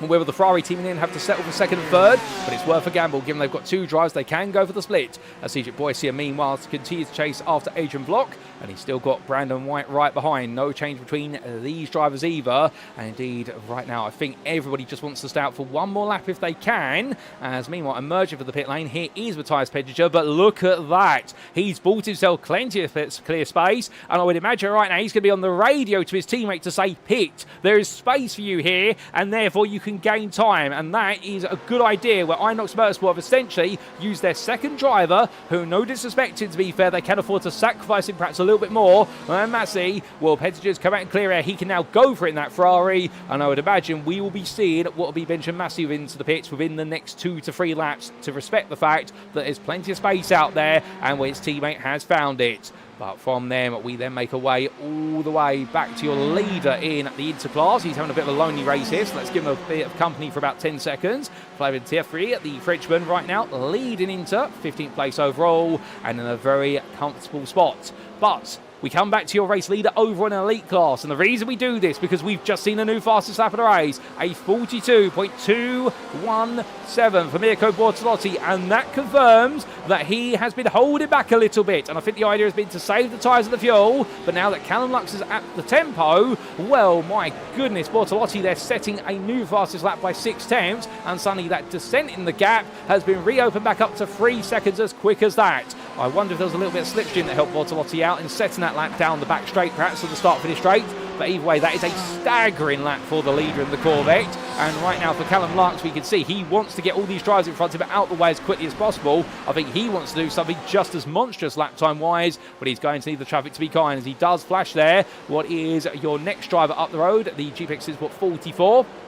And that being the car of Andrew Fellows, who steps aside, and well, Fellows now will give the tow to Statsman and Perry. So this has actually worked out for everyone here, including Fellows, in the fact they've all caught up to him just at the right time, at the right spots with regards to braking. So as they make their way down the straight here, well, you can see Statsman struggling to make his way past in the full throttle until about 2/3 up the straight. And that may show you the amount of rear wing that Statsman's running on that Porsche 911 RSR compared to everybody else, and the fact he's just got no straight line speed whatsoever up there, even with the tow. But as he makes his way on down, Perry, meanwhile, still stuck behind for a brief moment. But Tim Perry's going to be a patient man, is the Englishman. He is one of the most patient drivers out there, one of the most understanding if he's ever involved in it. He always tries to see both sides of the coin. And into the pits has come Andrew Fellows just at the same time. Across that timeline they go. And as they do, Bortolotti this time a 42.53. Lux a 42.77. Statsman a 42.8. Perry at 43.31. So Bortolotti and Lux now, I think they are locking into this race and deciding, right, it's now the game of who can set the fastest laps at this point. Bortolotti's essentially seen that Lux is trying to challenge him on the top step and has said to him, okay, game on, good sir. But as they find a bit of traffic here, they're going to come up behind none other than Logan Timberlake, who has, I believe, taken his one pit stop for the day. Lux right now will be hoping to clear Timberlake sooner rather than later, although it has been a bit of a frustrating day for Logan Timberlake when it has come to cars passing him and also trying to pass cars. But hopefully things will go okay from this point onwards. As Lux right now has to back off here, coming up into turn number 10. He goes to the inside. He does risk it. A bit of a contact between the two of them. And Lux doing it too happy there. Timberlake not stepping aside as quickly as he would like. And I think there, Callum Lux deciding to push it. He wants to move on. Definitely understandable to that. But there, I think, risking it all. But he feels the stakes high enough to risk it. And meanwhile, behind will Statsman and also Perry will follow through. But further back down the order, we look to Susky, who has recently pitted, and well, I believe the China Shop Racing driver has had an extended pit stop. In fact, he's dropped all the way back to 8th in the Interclass as a result of an extended pit stop, and it seems he has changed all 4 tyres on the car here at Susky. So perhaps he's just trying to get the car home here and hoping of a fresh pair of tyres for the final 18 minutes of this race. What he can essentially do is go full attack all the way to distance. He was very quick in the first half of the race. Alternatively, the team have got it wrong in the pit lane and decided to put tyres on the car, and he must have been screaming for inside the cockpit, no, don't put tyres on the car, but of course they couldn't hear him. But either way right now, for Susky, he's definitely on a mission. New fastest lap of the race, a 42.135. Bortolotti is continuing to bring the fastest lap time down towards a 42.0 at this rate. If he gets to that or a 41.9, well, my goodness, that will be absolutely insane. That shows you just how much he's been holding back. But we look to Christian Ablasser meanwhile. And the GazX Junior team driver still has Chad Henson and Joris Peters-Veen behind him, albeit Ablasser has in fact had these two catch up to him over the last couple of laps. the lap times have gone very sadly away from Ablasser at the best part of 6/10 of a second a lap. Now, if I had to guess, I think the team have been on the radio to Ablasser and said to him, firstly, be careful of traffic, but also what they've said to him is perhaps back off a little bit to help you with tyre temperatures, particularly when you come into the pit, because he'll be able to cool the tyres down whilst the car is stationary for fuel, and therefore he might feel a bit more confident when he comes out of the pit lane. We will see. As meanwhile, it's 2 by 2 here in towards turn 1. There's a big lock up there for Brandon White, who goes down into the grass. That was fighting with Benjamin Massey for 5th place in Pro. Keep in mind that Massey has recently pitted, but where it worked out for his teammate Pettinger, meanwhile for Massey, it has not worked out. He's found traffic in the form of Cedric Boysier, who is on the lead lap, but yet to pit in the Pro class. So Boysier right now has a call to make. Does he get out the way here for Massey, even though he doesn't have to, but respects the fact the two of them are in a different race technically now, or does he just simply hold his ground and run his way to the pit lane? Well, depending on where he catches up to him right now, I think Benjamin Massey will be hoping that Boysier does the former, but meanwhile I think Boysier might be thinking about the latter just because he's going for the sweeping S-bends. But it is going to be absolute madness here between these drivers, and meanwhile from them coming into the pit lane, our second place runner Callum Lux makes his way on down, and as he does so, this will be for his one and only pit stop. He's decided to come in just before everybody else, and will the Enns Brothers competition driver, has he done enough fuel saving here to feel confident he'll come back out ahead? Car parks up and, well, comes into its stall a little bit early there, a bit premature, and Ablasser meanwhile still holding off Henson and Peters Veem, with Veem that time looking around the outside of Henson, the Los Dos Bravado driver right now. Well, I can tell you one thing, he's enjoyed a battle back and forth here. I think Henson's had the most action of everybody today in this group, and Peters Veem the same. And, well, if these two haven't become friends as a result of today, I don't know what is going to spark a friendship between these two, because it is an incredible battle between them, and the respect shown has been absolutely superb. Christian Ablasser, meanwhile, when you look at his rearview picture and thinks to himself, can you two politely get a room at this point and leave me alone? Well, I think Henson and Peters Veem want to invite him to the party. And up that hill right now, the fight for 6th in the elite class doesn't go anywhere other than stays right with us. This is 7th effectively because Callum Lux leaves the pit lane, and as he does so, he has come back out ahead of Jan Lintz and Eddie Theobald, who's a lap down. So Lux has been able to find some clear track in front of him. He's got 8 seconds to Albert Farishu's the next car at the road. He's done it exactly right. He's done what he's needed to do. So as he powers his way along, the Enns Brothers competition driver now knows that it's all the way to the end here. It is qualifying laps every step of the way. And to help you with a strategic picture, ladies and gentlemen, we'll show you on the time in town now who's pitted and who's not, or at least who's had at least one pit stop. And that might just help fill in some of the gaps there with regards to who's yet to pit. And Lux, of course, is the highest driver in the running order overall, or at least that top 40 who has taken his pit stop. And now it's just trying to get to the end, presuming, of course, he's still got enough fuel to do so.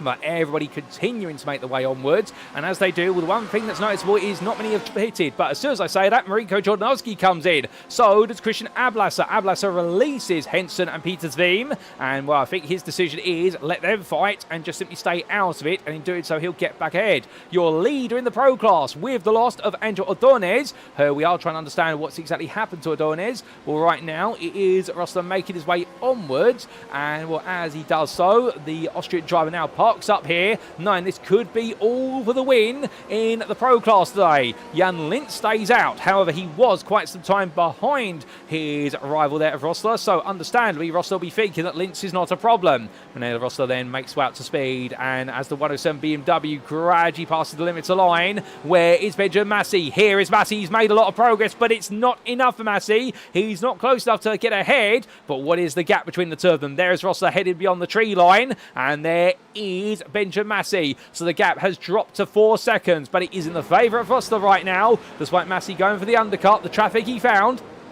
completely annulled the strategy, and now he's got to do it all on circuit. But can he do it with 12.5 minutes plus a final lap to go? We will see, because Lintz, meanwhile, he will have to pit at some point, surely. The fuel tank can't go all the distance here, and if it is able to go all the distance, well, that's going to be a surprise, and I think that's going to be credit to anyone who can no-stop this race, because the fuel tank has been designed to push them to the point where they must pit at some point, even if it is a quick splash and dash. But we'll see as they make the way onwards right now, where Massey can close down Rosler, and if so, whether he can make the win happen and make it 2 from 2 this season. Brandon White behind as well, 2.5 seconds back in the red Porsche, the privateer, and the American driver is doing an absolutely brilliant job in this race and chasing down the podium of his own. It will depend on where Lynch comes out in relation to him, which will be the deal breaker as to whether he's on the podium by default or whether he's got to fight his way through. But meanwhile, into the pits comes Statman, so has Miguel Leon, so has Chad Henson and Jack Wells. They're all starting now to peel into the pits. Statman will be the first one to leave this order, but here is Callum Lux, the Jens Brother competition driver. He's the one that none other than Olivier needs to beat and Statman needs to beat, but Statman has already left the pit lane, and as he makes his way onwards, Callum Lux comes out well and truly behind, and in the end it is a swing in the pit of what is 3 seconds in the favour of Statman. So Statman has got back out ahead, and I think Lux has perhaps had a bit of a difficult last couple of laps as well, and the Jens Brother competition driver now will realise very quickly what this means. It may mean he's outside the podium place again. He's got to go fighting. So he's going to give us plenty of entertainment. If so, he's got the tyres to do it, or at least got the confidence to do it. He'll go for it, but hold up, we've had a bit of drama. That's René Rosler. Rosler's gone round at turn of 1. That's the lead of the Pro class. It drops out of the hands of the Austrian drivers, held on to it for so long, and Benjamin Massey is now your leader in Pro. There's still 10.5 minutes to go. It's not over yet. Mistakes can happen at any point, but this is where it gets so critical now as they get close to the end. They are on the tyres they started on. Nobody is changing tyres. The only driver who has the pits is Chris Susky, and he's fallen down the order, but perhaps there was some logic in changing tyres. Perhaps it was worth it. Into the pits up a content with window has come Mirko Bortolotti from the lead race. So has Tim Perry. Surely that means Joris Peters V will be coming into the pit shortly, but whilst they're in the pit, we take a look back at what's exactly happened to René Rosler.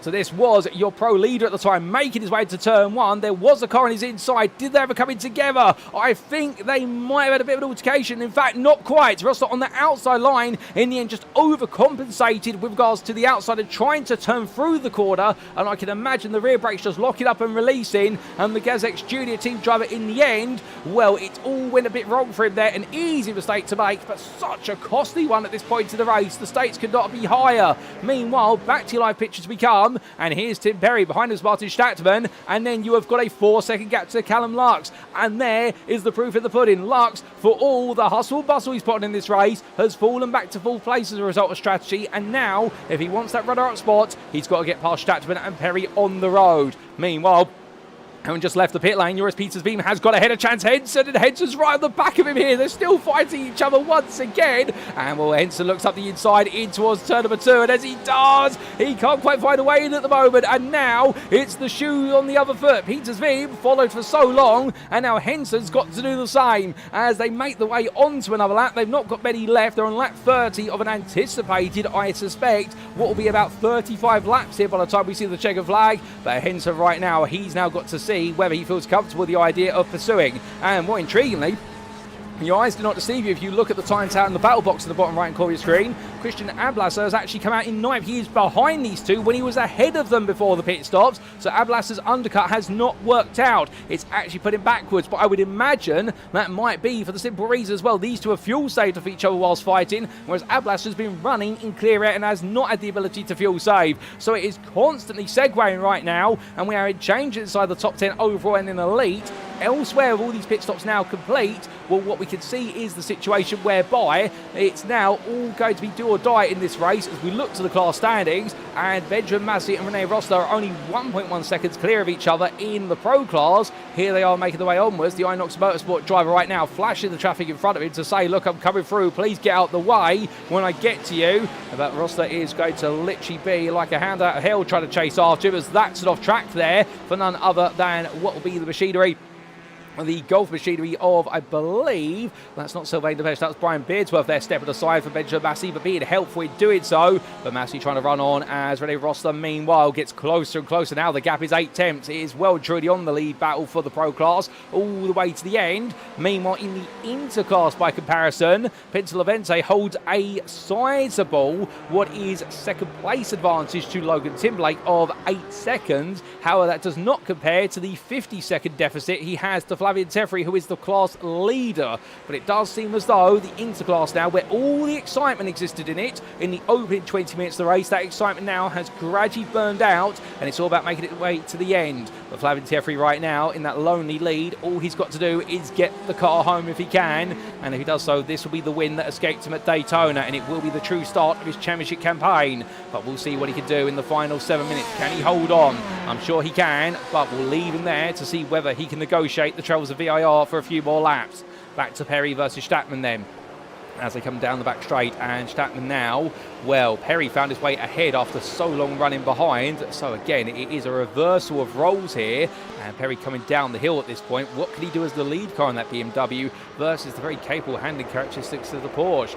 I think what the answer to that question is going to be is just simply stay out of trouble here. And what can Statman do? Everywhere where he's stronger, the circuit is narrow. It's not going to offer him as much space to work with. Whereas Perry, his strengths, of course, were on the straights in the BMW. And that's where he can now just simply power his way out the corners. That's the thing he's got to get right, is the corner exits. If he can get his corner exit spot on, he will be safe. As his teammate there, Ryan Walker, steps aside, lets him on past. And Walker doesn't want to get in the way right now, as I think there'll be words in the garage, albeit polite words, but what we can see is Perry doing everything right here, and Statman, as much as he gets close to these corners, NASCAR bend, left hook, you name it, it's just not working out here because it's just not enough road and there's not a braking zone to offer him the opportunity to try and send it. The only way he perhaps could send it is into Oak Tree if he gets a really good run out of turn number 10 and the traffic falls favourably, as Bruno Key there steps aside for the pair of them and making their way onwards even still. Right now, that's where you can see the acceleration of this BMW. It just gradually opens up that gap just a little bit, or keeps it nice and static,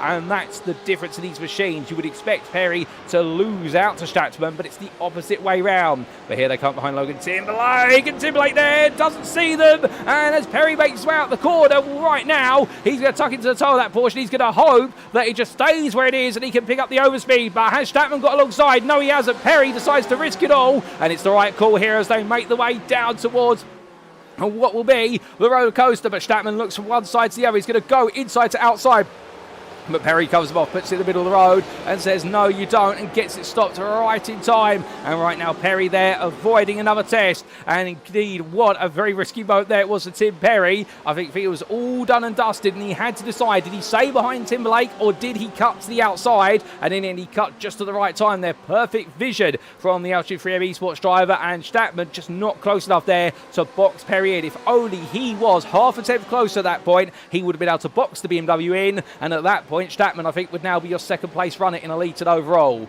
But from there, we come back to the lead battle in the Pro class. Don't worry, we haven't forgotten about it, ladies and gentlemen. Benjamin Massey, the lead Ferrari there, the orange and white machine with a black background. Meanwhile, Rene Rosler, the Gazex Junior team driver, the one who was leading the race in the absence of Angel Dornez. And right now, for the 107 driver, it is a pursuit that is going to run all the way to the end. 4 minutes left. Can Rosler take this back, or is it going to be a repeat of Daytona? Is he once again going to be deprived of the ability to beat Massey at the game that's played out over the distance? Well, right now, Massey, for all the pace he's got, Rosler is right there with him. It's two very different cars. Two cars, however, that are unified in the fact that they absolutely hammer their tyres over 60 minutes of racing. Where it be the BMW on the straights or the Ferrari through the corners, both of them right now are running on very little rubber left. Who's actually got enough here to make the magic happen? Who can keep it on the road on the final few bits? They've both done so incredibly well, and as Rosler makes his way onwards here, will build up that speed already. You can see at 155 miles an hour as they snake their way up the hill into the highest point of the circuit. By the time they get onto the brakes, still chucking the car into turn number 10 at what is the best part of 161 miles an hour, descending down to 120 or so at the apex. We're also right now really just trying to get as much as he can out of this. Every corner exit has got to be perfect. That one was not, and that's going to give Massey the confidence just to be able to pull away a little bit further. But such is the story here. They're running out of life in the car. They're running out of stamina as drivers, and who has got anything left to throw at this?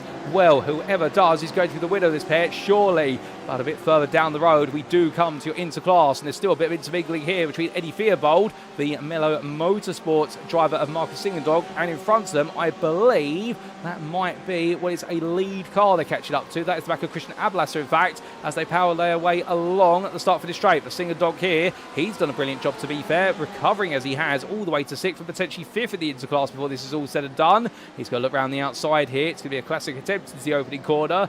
And what can 90 driver do? He'll look for the switchback instead. Bexton now making his way in towards turn number 3. Singing dog at this point, and number 90, well, he's got the pace. He knows that. He's got the confidence, and in the end, he's got the place because Eddie Theobald snaps loose and heads to the tyre barrier at NASCAR Bend. And, well, for Theobald now, Fellows has also crept through, and the number 99 is struggling here as he tries to get pointed back on the straight and narrow. Chris Susky's catching up.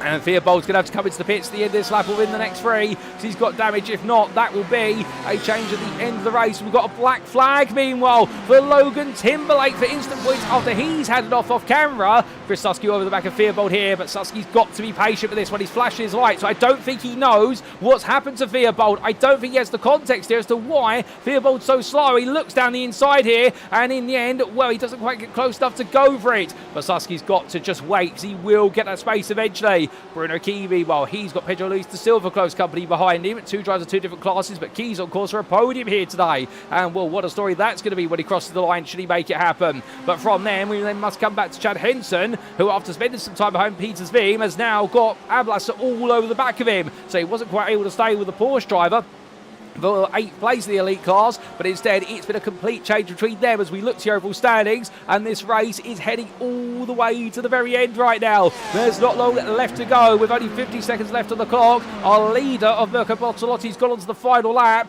and well, there will only be 35 laps here today. Timberlake's into the pit lane for what will be that drive-through penalty, and well, that's going to send him all the way down the order. Susky will be promoted, so will Fellow. Susky picks up the place of Theobald as well off camera, so suddenly Chris Susky will, I believe, be getting the top 5. Well, in fact, he'll be 6th place for Susky, unless he can catch up to Andrew Fellows, we will see. But as these two continue to fight each other, we look to Brandon White for a brief moment, who's on the back of Cedric Boissier, and in turn, that's Chris Round just up the road, but White can't find his way through just then, so White's going to have one more chance of this. He could be able to creep into 7th, perhaps even 6th in the Pro Class, as he looks to the inside, coming down in towards Hogpen, but he's too far back to force the move on Boissier in the cube, racing for GTE, so they're going to go one more tour of the lap, and meanwhile, Benjamin Massey, he's trying to hold on here for one final tour of the circuit as well, as the clock strikes 0, and in drama, Callum Lux has had a spin at Oak Tree Bend. Thankfully, nobody's going to be close enough, but that's going to relegate him certainly to 4th place. He's got around, but he gets it together or thereabouts. Back to Massey versus Rosler quickly as they make their way in towards what will be the braking zone here for Oak Tree. Rosler looking around the outside, he can't make it happen. But meanwhile, ladies and gentlemen, has come to the front of the field because after taking pole position by a staggering margin for Mirko Bortolotti, today it was a race of control, and the Gazex Racing Team driver makes it 2 for 2 in the elite class. But who will take the run-up spot behind him? It's emerging, and it's going to be Tim Perry for Altitude Freedom Esports, who is your runner-up. 4 seconds ahead of Gazex's none other than Martin Statman, who rounds off the elite and overall podium. Callum Lux in the end, he's got a way to go, but here he is in 4th place, ahead of what will be 5 seconds behind him, Miguel Leon for Enosis Esports, and then we'll have Marinko Jornowski ahead of Joris Peters Veem. And in the fight of Henson versus Ablasser, it is going to be Chad Henson who takes that 8th place ahead of Ablasser, with Jack Wells coming across the line a bit further back in 10th. But what about Massey? What about Rene Rosler? In the end, between the two of them, it is Benjamin Massey who takes the pro win. He makes it 2 out of 2 today ahead of Rene Rosler as Rosler goes past him there in celebration. Flavien Thierry does take the win that was denied to him at none other than Daytona with an absolutely staggering margin in the interclass. We've got a bit of time before we do get to your 2nd place finisher in Inter. In fact, he was a lap down as classified. Pintalavente, well done to him. And Bruno Key in 26th has taken the 3rd place spot in the interclass. What a set of stories for those 3 drivers in said class as well. And we've still got a couple more drivers to finish the race, including Chris Round, who in the end has managed to hold off the attacks of Brandon White to the finish for 20th place overall and 6th place in the Pro Class.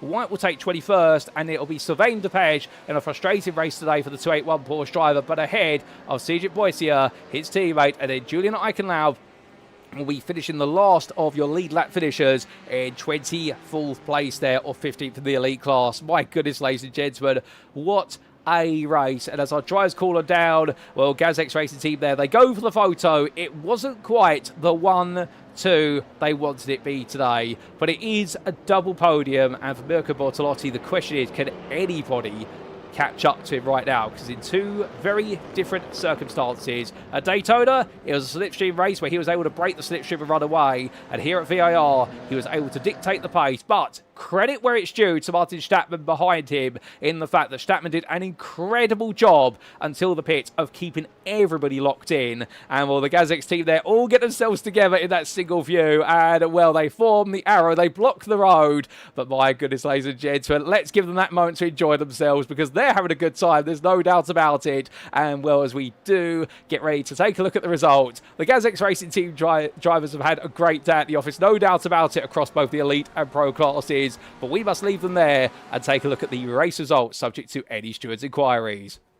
And after an intense 60 minutes of racing here in round number 2 of the SimRacing International GTE Championship Season 1, as brought to you on iRacing from the Virginia International Raceway today, we saw Mirko Bortolotti take victory for the Gazix Racing Team by 7 seconds over Altitude Freedom Esports' Tim Perry. Martin Statman finished in 3rd in the end for Gazix, and well, what a drive from all 3 drivers there, with Perry really being the fly in the ointment, and 3 different manufacturers on the 3 steps to the podium. It goes to show you that all 5 cars definitely are competitive. Callum Lux took 4th place for Jens Brothers competition, ran out of steam towards the end of the race, but credit where it's due, he fought hard for being on the podium, and it'd be great to talk to him after the race if we can. Ahead of Miguel Leon, who finished 5th for Enosis Esports, who gradually fell back over the race distance, but the top 5 was definitely his. Mirko Bortolotti took 6th ahead of US Peters Veem, with the Gazix Racing Team driver making sure that the privateer couldn't quite get close enough.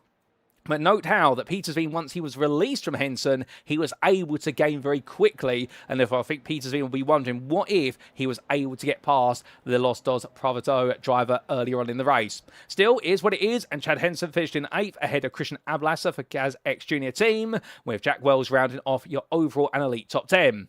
The Beast Racing driver was then followed up by your pro winner, and now 2-time pro winner this season, Benjamin Massey for Inox Motorsport, although commiserations, of course, to none other than Angel Ordonez for losing the lead of the race due to a technical issue with the car, and Massey was there to pick up the pieces of Rene Rosler, with Rosler's spin towards the end of the race costing him what could have been his maiden win. The Gazix Junior Team driver was 12th then, 2nd in the class, ahead of Olivier Dean, who was 13th, with the Cube Racing Team driver finding more pace in the race than qualifying, but still not enough, and then behind him, Flavien Thierry, a fellow Frenchman, took 14th overall, but his first into win of the season after the heartbreak at Daytona, where 2nd place there on a great recovery drive. But today, he didn't need to do the recovery drive. All he needed to do was keep it on the road, and he did exactly that. Albert Parrish finished 15th there, the privateer ahead of Matthias Pedinger, who rounded off your pro podium. And behind the Inox Motorsport drivers, Jan Lintz, Don Hunter, Adrian Vlock, and Chris Round, who completed your top 20. Outside the top 20, 21st was Brandon White ahead of Sylvain Delpech, with Seaship Boy sitting 23rd behind his teammate for Cube Racing Team, and Julian Eichen now round off the lead lap finishers for Jens Brothers competition in 24th. Pinto Levente was the first that drives a lap down, but he was 2nd in at the interclass. He'll be very proud of that, but wondering what it could have been if it were not for the spins and the trips to the grass. And Bruno Key made his way all the way through to 3rd place in the interclass, having started in what was 37th overall. That 26th place finish right now is going to feel very comfortable for the WP 300 esports driver. Pedro Luis da Silva was just behind him with 27th, ahead of Ryan Walker, with Andrew Fellows and Marcus Singerdonk completing your top 30. And outside that top 30, let's keep on going on down. And it was Logan Timberlake in 31st, ruining what could have been today, ahead of Brian Beardsworth, who did well to make his way up into 32nd. And then Mark Hutchison was 33rd, ahead of Eddie Theobald, with Chris Lusky and Craig Tillerson completing your finishers of the race. It was 8 laps down with a retirement for Hennig Schwebig, as it was a retirement as well for Dominic Singerdonk. And the theme of retirements continued for Riley Green and Angel Ordonez. And we also did see retirement, sadly, for Samuel Nuccia, Anthony Hilton, Soren Kroll, James Bostock, Noah Blackwell, and Matt Broom. So again, coming on to the individual class finisher positions, and this is where the points are scored, and they are the most important positions of the ball. And we saw your winner in elite, Mirko Bortolotti, takes the full points then, going into round number 3, with the Gazix Racing Team drive, followed up by Tim Perry, who puts the BMW on the 2nd step of the podium for Altitude Freedom Esports, and Gazix Racing Team's Martin Statman makes it a double for the team in 3rd. Callum Lux was 4th, ahead of Miguel Leon in a terrific battle for those top 5 spots, ahead of Mirko Bortolotti, and then Joris Peters Veem, Chad Henson, Christian Ablasser, and Jack Wells round off your top 10, with the Beast Racing driving the Ford GTE in the end, having a bit of a quiet race compared to most. Olivier Dean was 11th best of the rest, ahead of Albert Parrish, with Adrian Vlock there in 13th, ahead of Sylvain Delpech, and then your last finish on the lead lap was Julian Eichenlau. A lap down, it was Pedro Luis da Silva in 16th, ahead of Ryan Walker, and Ryan Walker in the end having a difficult day, much like his teammate Mark Hutchison for Altitude 3M Esports, with the two of them rounding off the finishing order. And it sadly was retirements for Hennig Schwebig, for Soren Kroll, and also for Matt Broom. As for the pro class, The second of our three classes, we saw it was Benjamin and Massey in the end who took the win and did so just by 3.5 tenths for Inox Motorsport over Gazek Junior Team's Rene Rossler, with Matthias Pettinger rounding off that top three for Inox Motorsport. So a double there for the team as well. A familiar theme to the elite class. Jan Lintz took 4th place for Gazek's racing team just ahead of Don Hunter, with Hunter in the end at 10 seconds clear of Chris Round, and it was 2 seconds back to Brandon White, who ran out of pace at the end, but had enough to stay ahead of Cedric Boissier. The Cube Racing team drives the last finisher in the pro class, ahead of the retirees of Dominic Singendog, Angelo Dornez, Anthony Hilton, and Noah Blackwell. And as for the interclass, well, what we can see here is that Flavin Tiefri was your winner and the only one to finish on the lead lap. He put a lap on everybody else. It was the run of the privateers, 1 and 2, with Pinto Levente in 2nd place. The Hungarian driver did brilliantly there to finish 2nd, given the ups and downs of his race, and Bruno Key in the end very silently made his way into 3rd place for WP300 Esports. Andrew Fellows was 4th for GPX Simsport, another solid finish for him, with Marcus Singendonk there enjoying a 5th place finish, given the difficulties at the start. I don't think he's going to quite believe it when he gets out the car for Mello Motorsports. Sim Party Racers Logan Timblake will be thinking about this one and thinking what could he have done better, given that 2nd place was definitely in his hands until it slipped loose, with Brian Spearsworth and Eddie Theobald making gradual progress over the race distance, but Theobald being held back due to damage. Chris Susky in the end finished 9th for China Shop Racing, 9 that could have been a top 5 today, but it wasn't to be, and Craig Tillison completed the Inter top 10. Here's your last finisher of the race, with retirements of Riley Green, Samuel Lucia and James Bostock. But with that, ladies and gentlemen, we've gone through the results. They're all subject to stewards' inquiries, of course, and whilst our circuit has definitely fallen silent, this broadcast isn't going to fall silent for too long, because coming up in approximately 5 minutes' time will be our post-round interviews of our volunteer drivers. Don't go anywhere, you want to miss them. We'll see you very shortly.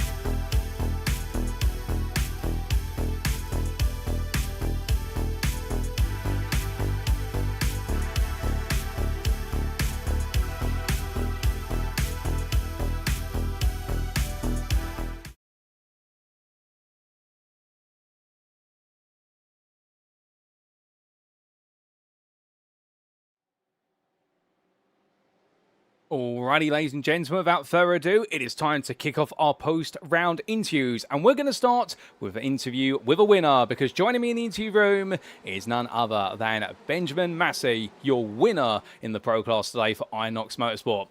Ben, it's great to have you with me once again. And at Daytona, you drove on home to what was an absolutely superb victory. Here today, you've made it happen again, but it wasn't easy at VIR. Yeah, I mean, I think the quali went a little bit better today or tonight because we worked together a bit more and managed to pull loads of time towards the end of it, to put us in the top 5 for both of us for quali. Unfortunately, not right behind each other for draft and stuff, but we managed to get together for a bit and get like 10 or 15 laps of drafting each other along. So that's pretty good. Oh, indeed. Great teamwork from yourself and your teammate Matthias Penziger in qualifying. You both started further up the order, like you say, but in the race, a bit of an intriguing one because, of course, the pro pole position went to Angel Ordonez, who started 5th in the race, and he was well up the road. Did you think it was really going to be a race for second for the most part? Yeah, I mean that was totally what was going through my mind at this, until he, I think, disconnected or something. He said he disconnected to upload packet loss, which is I think he closed the game for some reason. Maybe had a technical fault. But hopefully, I mean, it was a close race with Rene. I think he should have had it today, but we were close until the end because there's a little few second gap. I closed a couple of seconds from the pit strategy, 2.3 seconds I see. But so I managed to catch him up, and we had like a 6 or 7 or 8 lap battle until the end, constantly going for a move. So it was a very nice race with him. I'm glad he was very clean. Oh, it was a brilliant race between the two of you, and with obviously evolving from a battle for second through to a battle for the win, obviously it meant even more at that point. But given how hot the circuit was, what was it like managing the tyres? Because we know the Ferrari is very picky on its tyres. Yeah, so I mean, obviously in the GTE sprint this week, it's like 20 degrees cooler. So you don't really have to worry about them so much then, and you're on less fuel. So yeah, it's not the best practice for that, but obviously from the league you can practice with the temperatures. But fortunately I managed to make the regular setup work, so we had massive top speed on the straight with 2-degree wing. And that's what managed to get me the win really, because otherwise I think Rene could have passed again, but just the top end of the Ferrari with that setup, kept me the win really, I think. Well, good setup on the car, plus also a good driver behind the wheel to make sure you're able to keep things together. I mean, it looked as though it was going to come down to minor margins, and when you, in the end, came out behind what was Rene Rosler, did you feel as though at that point that things were not going to quite work out, or that you had to really find your way past him?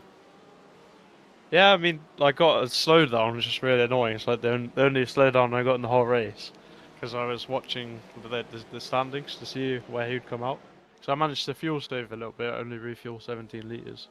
So I had a 30-second stop, and Rene had a 32.5-second stop. But I got the slowdown, so I lost those couple of seconds again. Otherwise, I could be in his draft. But yeah, I mean, I managed to catch back up because of the mistake, and then we had a nice battle. So, but yeah, it was really a very close one. I think only 3 attempts in at the end. Oh, it was so close between the two of you, but you managed to make it work and you held on to your second win of the season. I mean, it's a huge haul of points you're picking up. Obviously, a little bit of luck has helped out today, but as we then look ahead to round number 3, we go into our 90-minute endurance round at Road America. Can you make it 3 out of 3? I mean, that's obviously the goal. And I think it's another track with very long straights, so it's nice to have a teammate to work with, especially for quali, because otherwise we would not be near the front without teammates, because it's massive for this. I mean, you gain both the tracks so far at least 3/5 of a second. So yeah, I'll shout out to Matthias for the draft, and obviously I draft him as well, only fair. But yeah, I think there's a couple of corners that might be a bit tough on Road America, like under the bridge, and maybe the heavy braking zones with the no ABS. But it should be a good race, I think.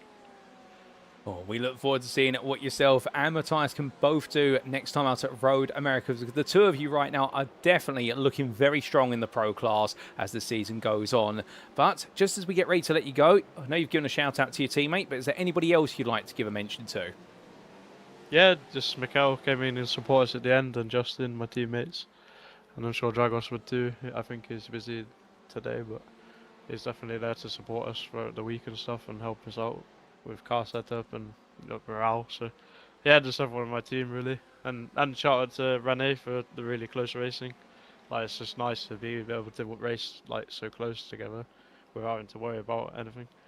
And yeah, looking forward to the next one, I think.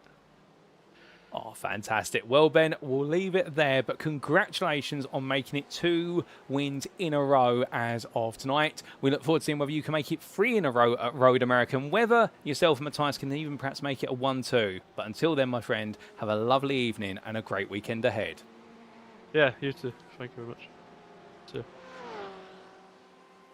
So here and there, ladies and gentlemen, from Benjamin Massey, our pro driver from Inox Motorsport, and we're very happy with his performance, no doubt about it. And talking about there, firstly, the advantages of having a teammate, which we've already seen at Daytona and here today at VIR, and the fact that he and Matthias were able to work together really went hand in hand, whereby they were able to gain the best part of 3/10 on their qualifying laps, and that put them further up compared to the difficulties of Daytona, where they just couldn't find each other on the circuit and get a good lap together. But then talking about the race as well, and the challenging conditions out there, where even with the setup he had, which he'd been using to practice in the official series early in the week, because we run the same schedule as the officials, but not necessarily the same conditions like for like, he found in the end he had to make significant tweaks to the setup in order to get it into a comfortable space. But he was very happy with the speed the Ferrari could deliver, plus also what it could do in the corners, and therefore he felt as though it was definitely on for second. He mentioned, of course, there that it really was a fault of second, with Angel Ordonez dominating the qualifying session. But when he did have the unfortunate retirement, well, then it was all down to the fight for what was the de facto win. And in the end, well, for Massey, it was a bit of a long pit stop. Meanwhile, for Rene Rosler, it was a spin, and the difference was Massey was able to hold on to lead and bring it all the way to the end. But Massey there being very kind and also congratulatory to his rival. And indeed, I think we've got a rivalry building between Massey and Rosler, which is going to go the whole distance of the season. And if we can get Ordonez into that and a couple other pro drivers, well, you never know what could come over the weeks ahead. But with that, ladies and gentlemen, it's time to make our way to our second interviewee. Who's it going to be? We'll be back very shortly to see.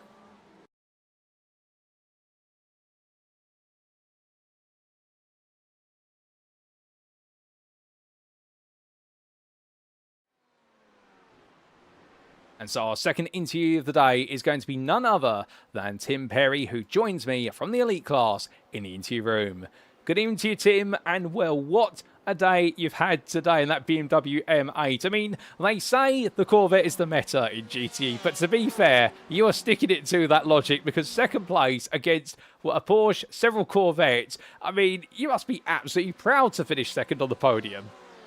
Yeah, it's absolutely brilliant. I mean, this whole league is just sensational. It's just, how good is this to have so many GTEs all in one place? I'm happy just to be a part of it, to be honest. But yeah, you know, like, I raced a Corvette last season and I fancied a bit of a change, and I just really enjoyed driving the BMW. And you know, maybe there's a tenth or two between the cars, but yeah, I enjoy driving it. So it means I put more laps in, and I'll probably end up the same sort of speed anyway. And you know, every car's got a different challenge, and yeah, I'm really enjoying the BMW at the minute.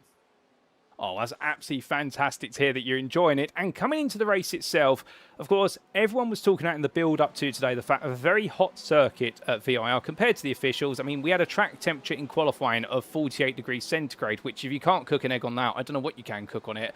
But the point being, the BMW is one of those cars, we know it's quick over a single lap. We saw that from yourself in qualifying, but were you thinking more about perhaps setting up the car for the race? Because fourth in qualifying is not necessarily going to mean the win if you can't get it through the full 60 minutes.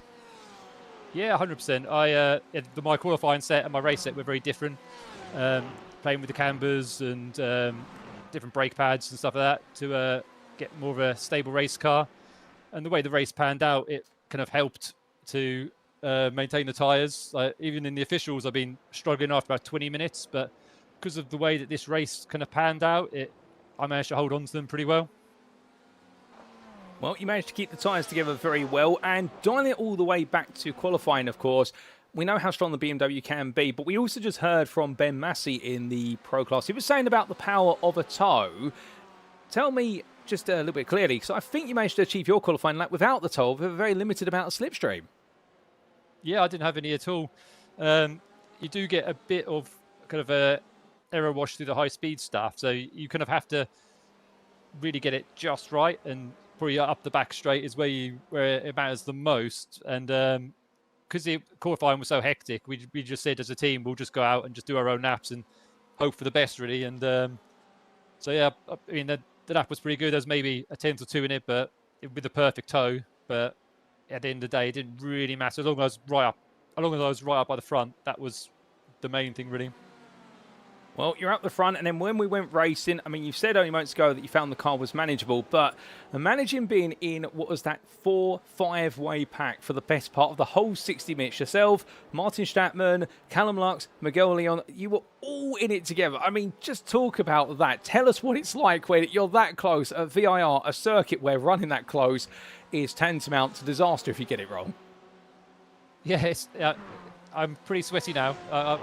I'll be honest, because it's just full concentration. You know, like your eyes are just on stalks, basically, because you know one mistake and the guy behind's going to be passed. And, you know, like you're always waiting for the guy in front to make a mistake. And, you know, Martin drove really well, managed to, you know, keep us within reach of Mirko, although I think it was always kind of a done deal that. But, yeah, I was pretty happy with the pace. Like, the pace was pretty good, and I was able to fuel save. So it all kind of worked out pretty well. And I pretty much drafted him the whole way around Daytona in the first stint last race. So I guess it's a payback from that.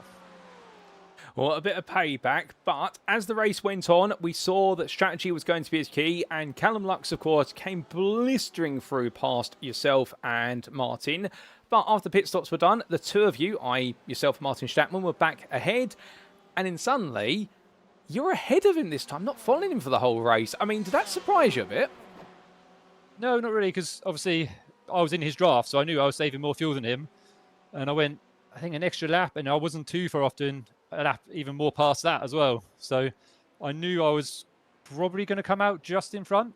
But it's weird, like, for some reason here, the out lap after you've been in the pit is really sketchy. And it doesn't seem to happen anywhere else. But here, it seems that first lap out the pit is crazy. So that was the most important lap, basically, just to try and stay on track and not make a silly mistake, especially at Oak Corner, which was probably the hardest one for the BMW. But yeah, managed to just about keep all together, and I had a slight bit of top speed on him on the straight, which obviously helped to defend. Well, that top speed proved pivotal, and where Statman could get close, he couldn't find a way through. So, in the end, second place, your best result of the season so far, and now onwards to our 90-minute endurance round at Road America. Can we expect another podium from you there? I mean, I would hope so, because Road America is one of my favourite tracks.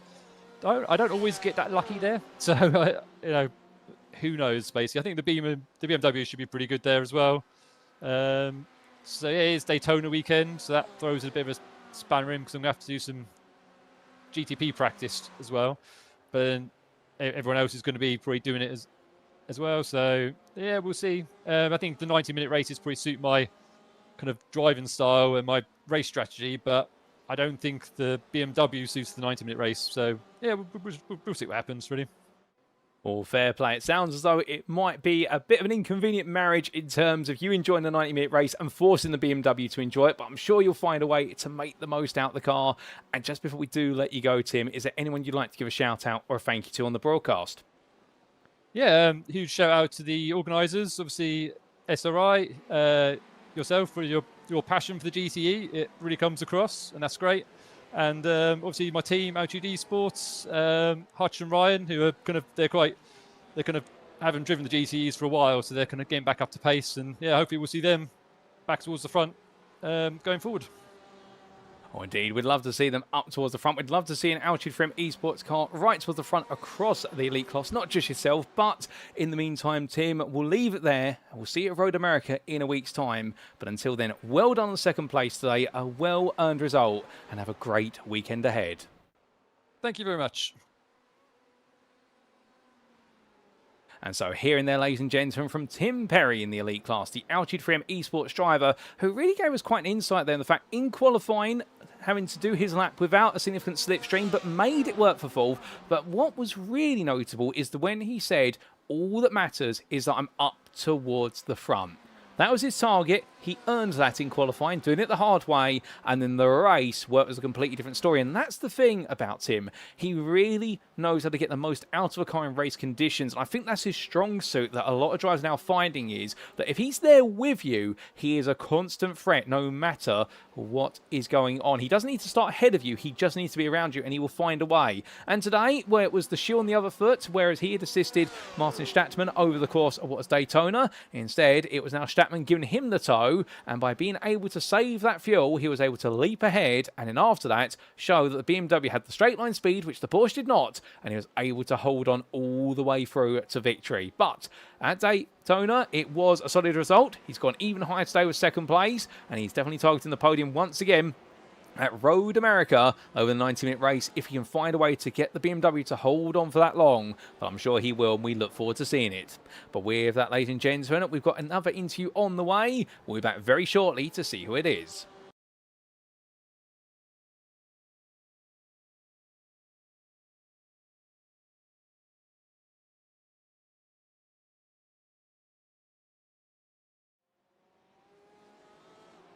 And well, we've spoken to somebody in Elite, we've spoken to somebody in Pro, and now, ladies and gentlemen, we head to Inter, because joining me in the interview room is none other than Pinter Zombor-Levente.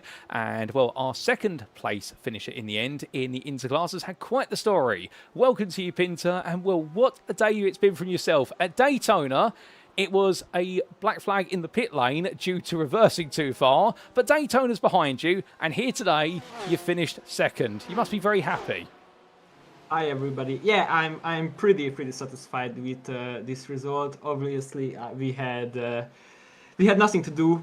We didn't have any thing against Flavian. He was really fast. He finished 1 minute ahead of us. So after qualifying, I was sure like the best result today was second place. Yeah, Daytona was really disappointing for me. It was it is one of my favorite tracks. I cannot wait for the Daytona 24. But yeah, I was practicing a lot for that race, and to be disqualified by such a small error, or I would say the lack of concentration, maybe. So yeah, it was very disappointing. I was really hoping for a better result, but yeah, Daytona was a very low downforce platform to be true. But yeah, here in Virginia, we ran I ran a bit higher downforce setup. I would say not enough downforce for me. I was especially the end of my race. The last 10 minutes was very sketchy. I had a lot of spins.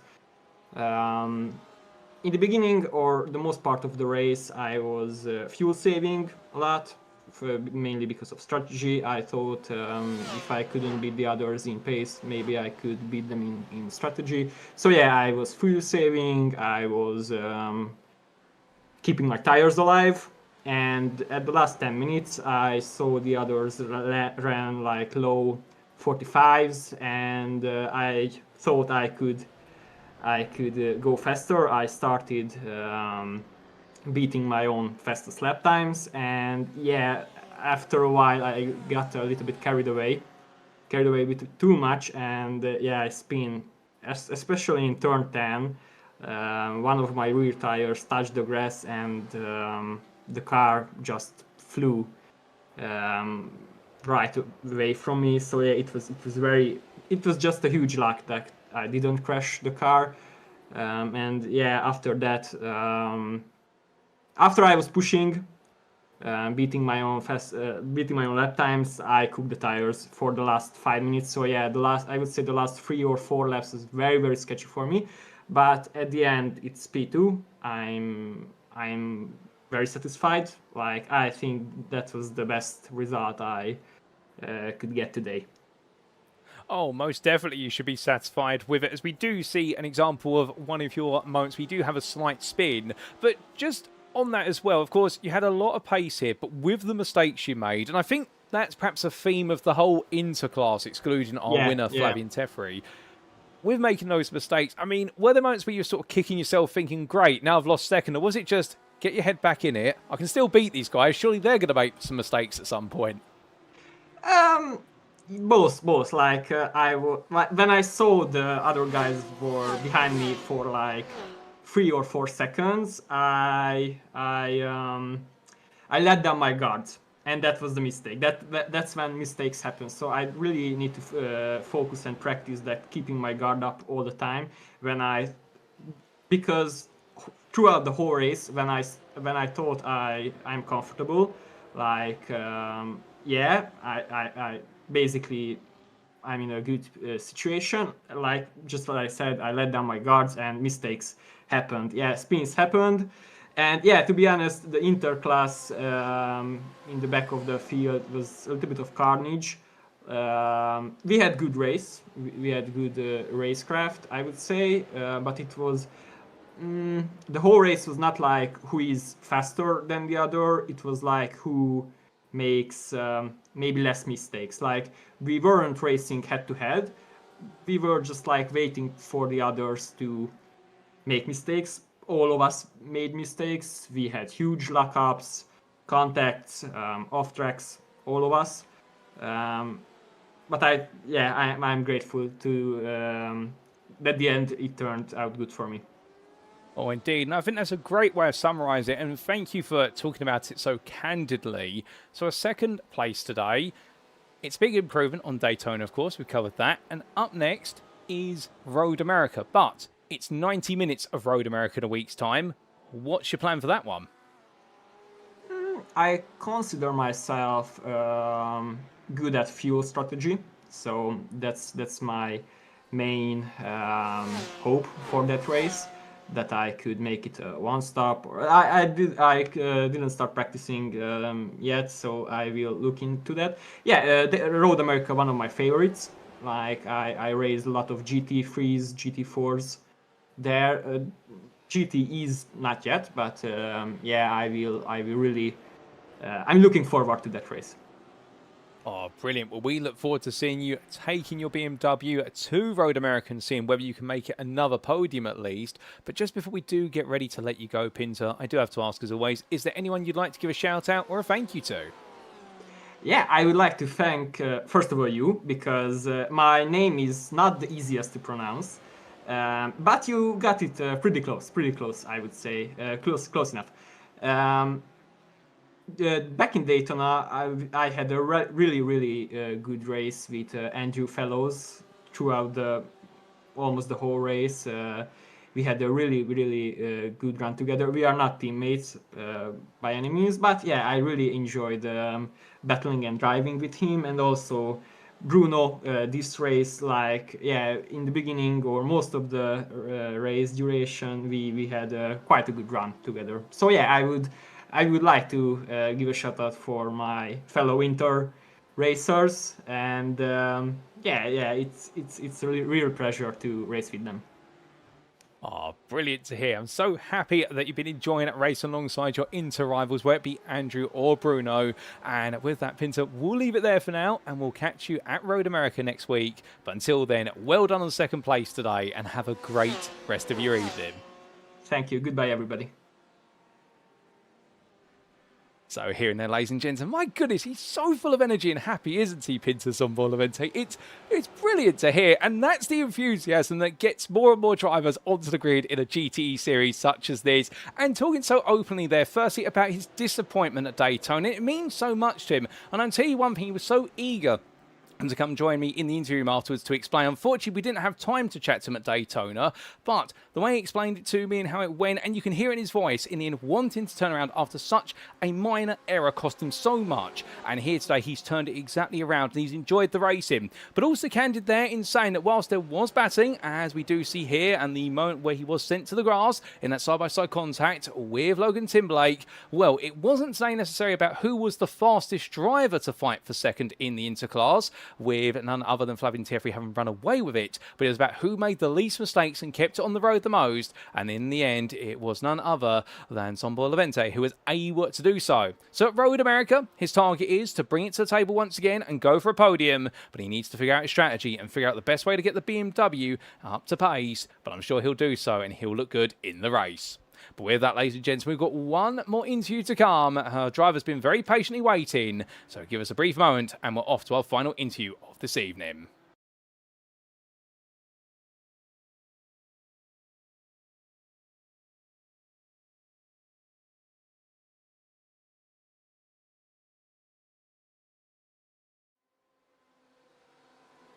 And so joining me for our final interview of the evening, ladies and gentlemen, is none other than Bruno Key, who joins me now.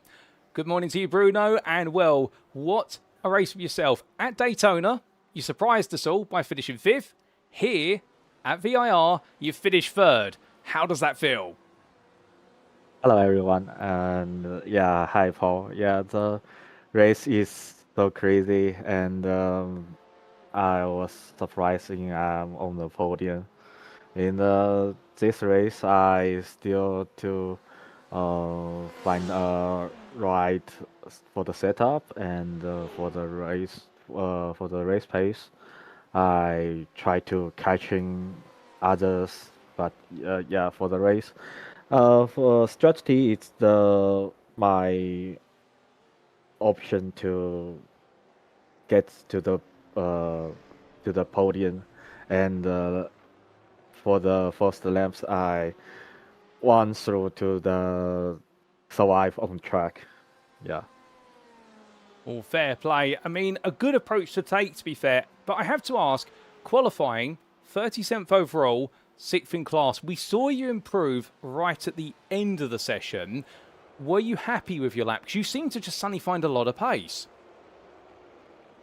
Uh, yes, for the qualifying session, for the traffic, it's too crazy, and for the race, I saw a lot of chance, but yeah, for me, and I also had a mistake, so maybe lost position, but for the in the end, I got the very very good positions. Yeah, so it's very good race. Oh, fair play to you. A good qualifying lap. And then in the race, like you say, a good race. Strategy-wise, we did see you come in what was quite early into the pits compared to most. Was that the plan?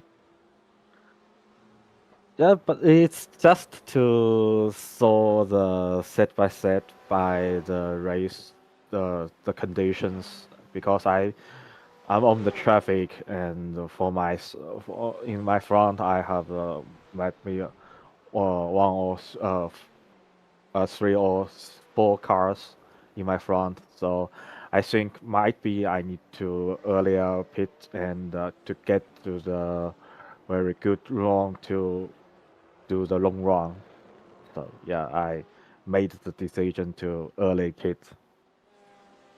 Well, it was the right decision, and in the end, it's earned you your first podium of the season. I mean, did you expect that? Yeah, I think I wanted to do on the podium for the American track, because for this track, the style, I'm pretty happy for this the tracks like the Road American, Road Atlanta, and for the Virginia track. So I think it's a very good feeling for the it's because it's just to the second round, so I'm happy for this. Oh, fantastic. We're happy for you as well. It was a brilliant drive. And, well, if you enjoy the American tracks, obviously, we've been at VIR. Now we head to Road America next week, but it's for 90 minutes. What's your plan for Road America?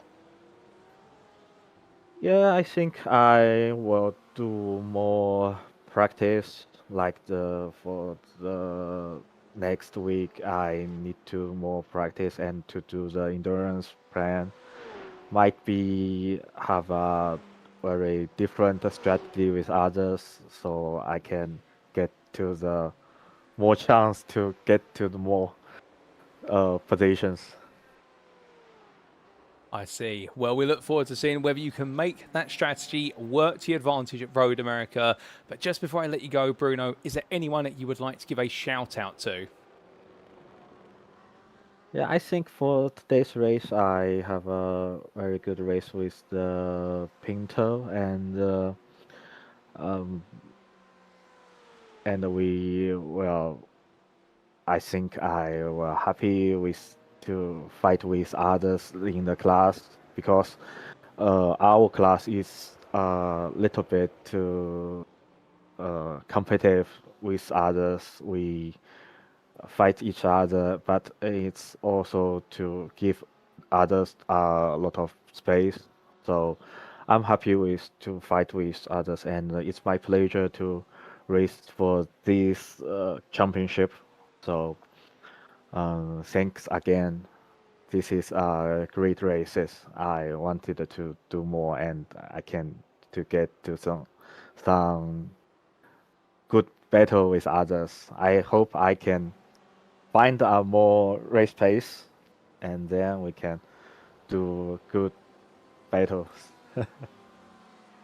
Oh, fair play. And we look forward to seeing you build your race pace as the season goes on. Bruno, we'll leave it there. Congratulations on third place today. Well deserved. And we will see what you can bring to the table at Road America and whether you can make it another podium. But until then, my friend, have a lovely rest of your day. Okay, thank you guys, and enjoy for your day, and see you next round. Thank you. So here and there, ladies and gentlemen, from Bruno Key, the WP 300 esports driver, who today, I do love the way he looked at the race. In qualifying, he was very happy with where he qualified, albeit he had to negotiate a bit of traffic early on, but in the end found the space. Then, in the race, he was enjoying battling. He really gave a big mention there to the fact that his inter-peers and even some of the pros, he's been enjoying being surrounded by them and the fact that everyone's trying to be as respectful and firm and fair as possible. But the way he got into that third place in the end, it was through strategy first and foremost. Pitted early, got himself out of the traffic, realising that in a long line of cars fighting for second place, there's no point just staying in that pack if you can get yourself out of it. He took the risk. It worked out, and he's made it happen. And the fact that he's made a podium this early on in the season, he's pleased with it. We're pleased for him. And at Road America, I suspect his love for the American circuit is only going to continue to shine through. So keep your eyes out, ladies and gentlemen, because Bruno Key is definitely right now looking stronger and stronger with every round turned. But with that, ladies and gentlemen, that concludes our interview. So let's give a recap of who we've interviewed tonight. And so, in terms of who we interviewed this evening, we've had 4 wonderful guests in the interview room. Firstly, we spoke to our Pro Class winner today, of Benjamin Massey for Inox Motorsport. Well done to him on his win, making it 2 from 2 so far. We then heard from the Elite Classes Tim Perry for Altitude 3M Esports, who took his first podium of the season in a fierce battle in the end with none other than Martin Statman and also Callum Lux. We then heard from the Interclass, your runner-up firstly of Pinta Zombo Levente, the privateer there who finished in that second place having started third and had to work things out as everybody did in the interclass. And we also heard from his fellow classmate from WP 300 Esports, Bruno Key, who in the end took a very different strategy. It seems to be his theme, but in making that strategy work, he's made his way onto the podium for the first time this season. Well done to them all on their performances, and a huge thank you to our 4 interviewees for their time this evening. And with that, ladies and gentlemen, well, it's now time for us to wrap up. So if you have enjoyed today's show, and perhaps you're sat there right now wanting to know more about SimRacing International in terms of the series we run on a weekly basis and how you can become part of the beating heart of the community, well, for all that and more, all you need to do is join our official Discord. Invite link at the bottom of the image currently. And if you do, you can join one of our ongoing series perhaps, such as our GT3 Championship, which has just started its 11th season, running on Thursdays. Alternatively, if you're a GT3 fan but more of a weekend racer, you can join the GT3 grid on Sundays at the UK SimRacing Community Championship, which of course is in its 17th season. We also do have our GTE Championship, which you've been tuning into tonight. It's the first season of hopefully many as time goes on. But if you want something more casual, whether it be on a Tuesday, Wednesday or a Saturday, we of course do have our free to join practice league, which runs on those days in the evenings and in the afternoons. And indeed, there's never been a better time to be on the grid at SimRacing International, and we'd love to have you be a part of the community. We'd also like to take a moment to say a big thank you to our sponsors. And our series and league sponsors do include, of course, Carme, More Than Technology, also the GP2 Group, and lastly, Motorsport UK's esports division, who we must give a big thank you to for recognising us here at SimRacing International as a recommended community, and we long do hope that relationship can continue into the year ahead. But now, what about next time? Well, ladies and gentlemen, next time up, we make our way to the US state of Wisconsin. It's a countryside classic, and around Elkhart Lake, our drivers will roar to the score of 90 minutes of endurance racing action in round 3 of 10 of the championship, and you can catch it all live from circuit side on Friday, the 16th of January 2026. In the elite class, Mirko Bortolotti has made it 2 from 2 and is looking absolutely unstoppable at the moment. Can anybody dislodge him from the top? Meanwhile, in pro, Benjamin Massi may have made it 2 from 2, but it's not looking easy for him, and the pressure is on, and Angel Adonis will be the one who most eagerly will want to try and take a win back. And as for in the interclass, well, Flavin Thierry absolutely dominated today. Can he make it another win and start to lead the championship charge, or will we see a new name at the top? Well, for all that and more, you'll need to tune in next time, but we have been SimRacing International, and I've been your host and commentator, Paul Walsh, and until then, well, remember to stay safe, stay well, stay smiling, and most importantly, ladies and gentlemen, as always, remember to stay on track. Good night.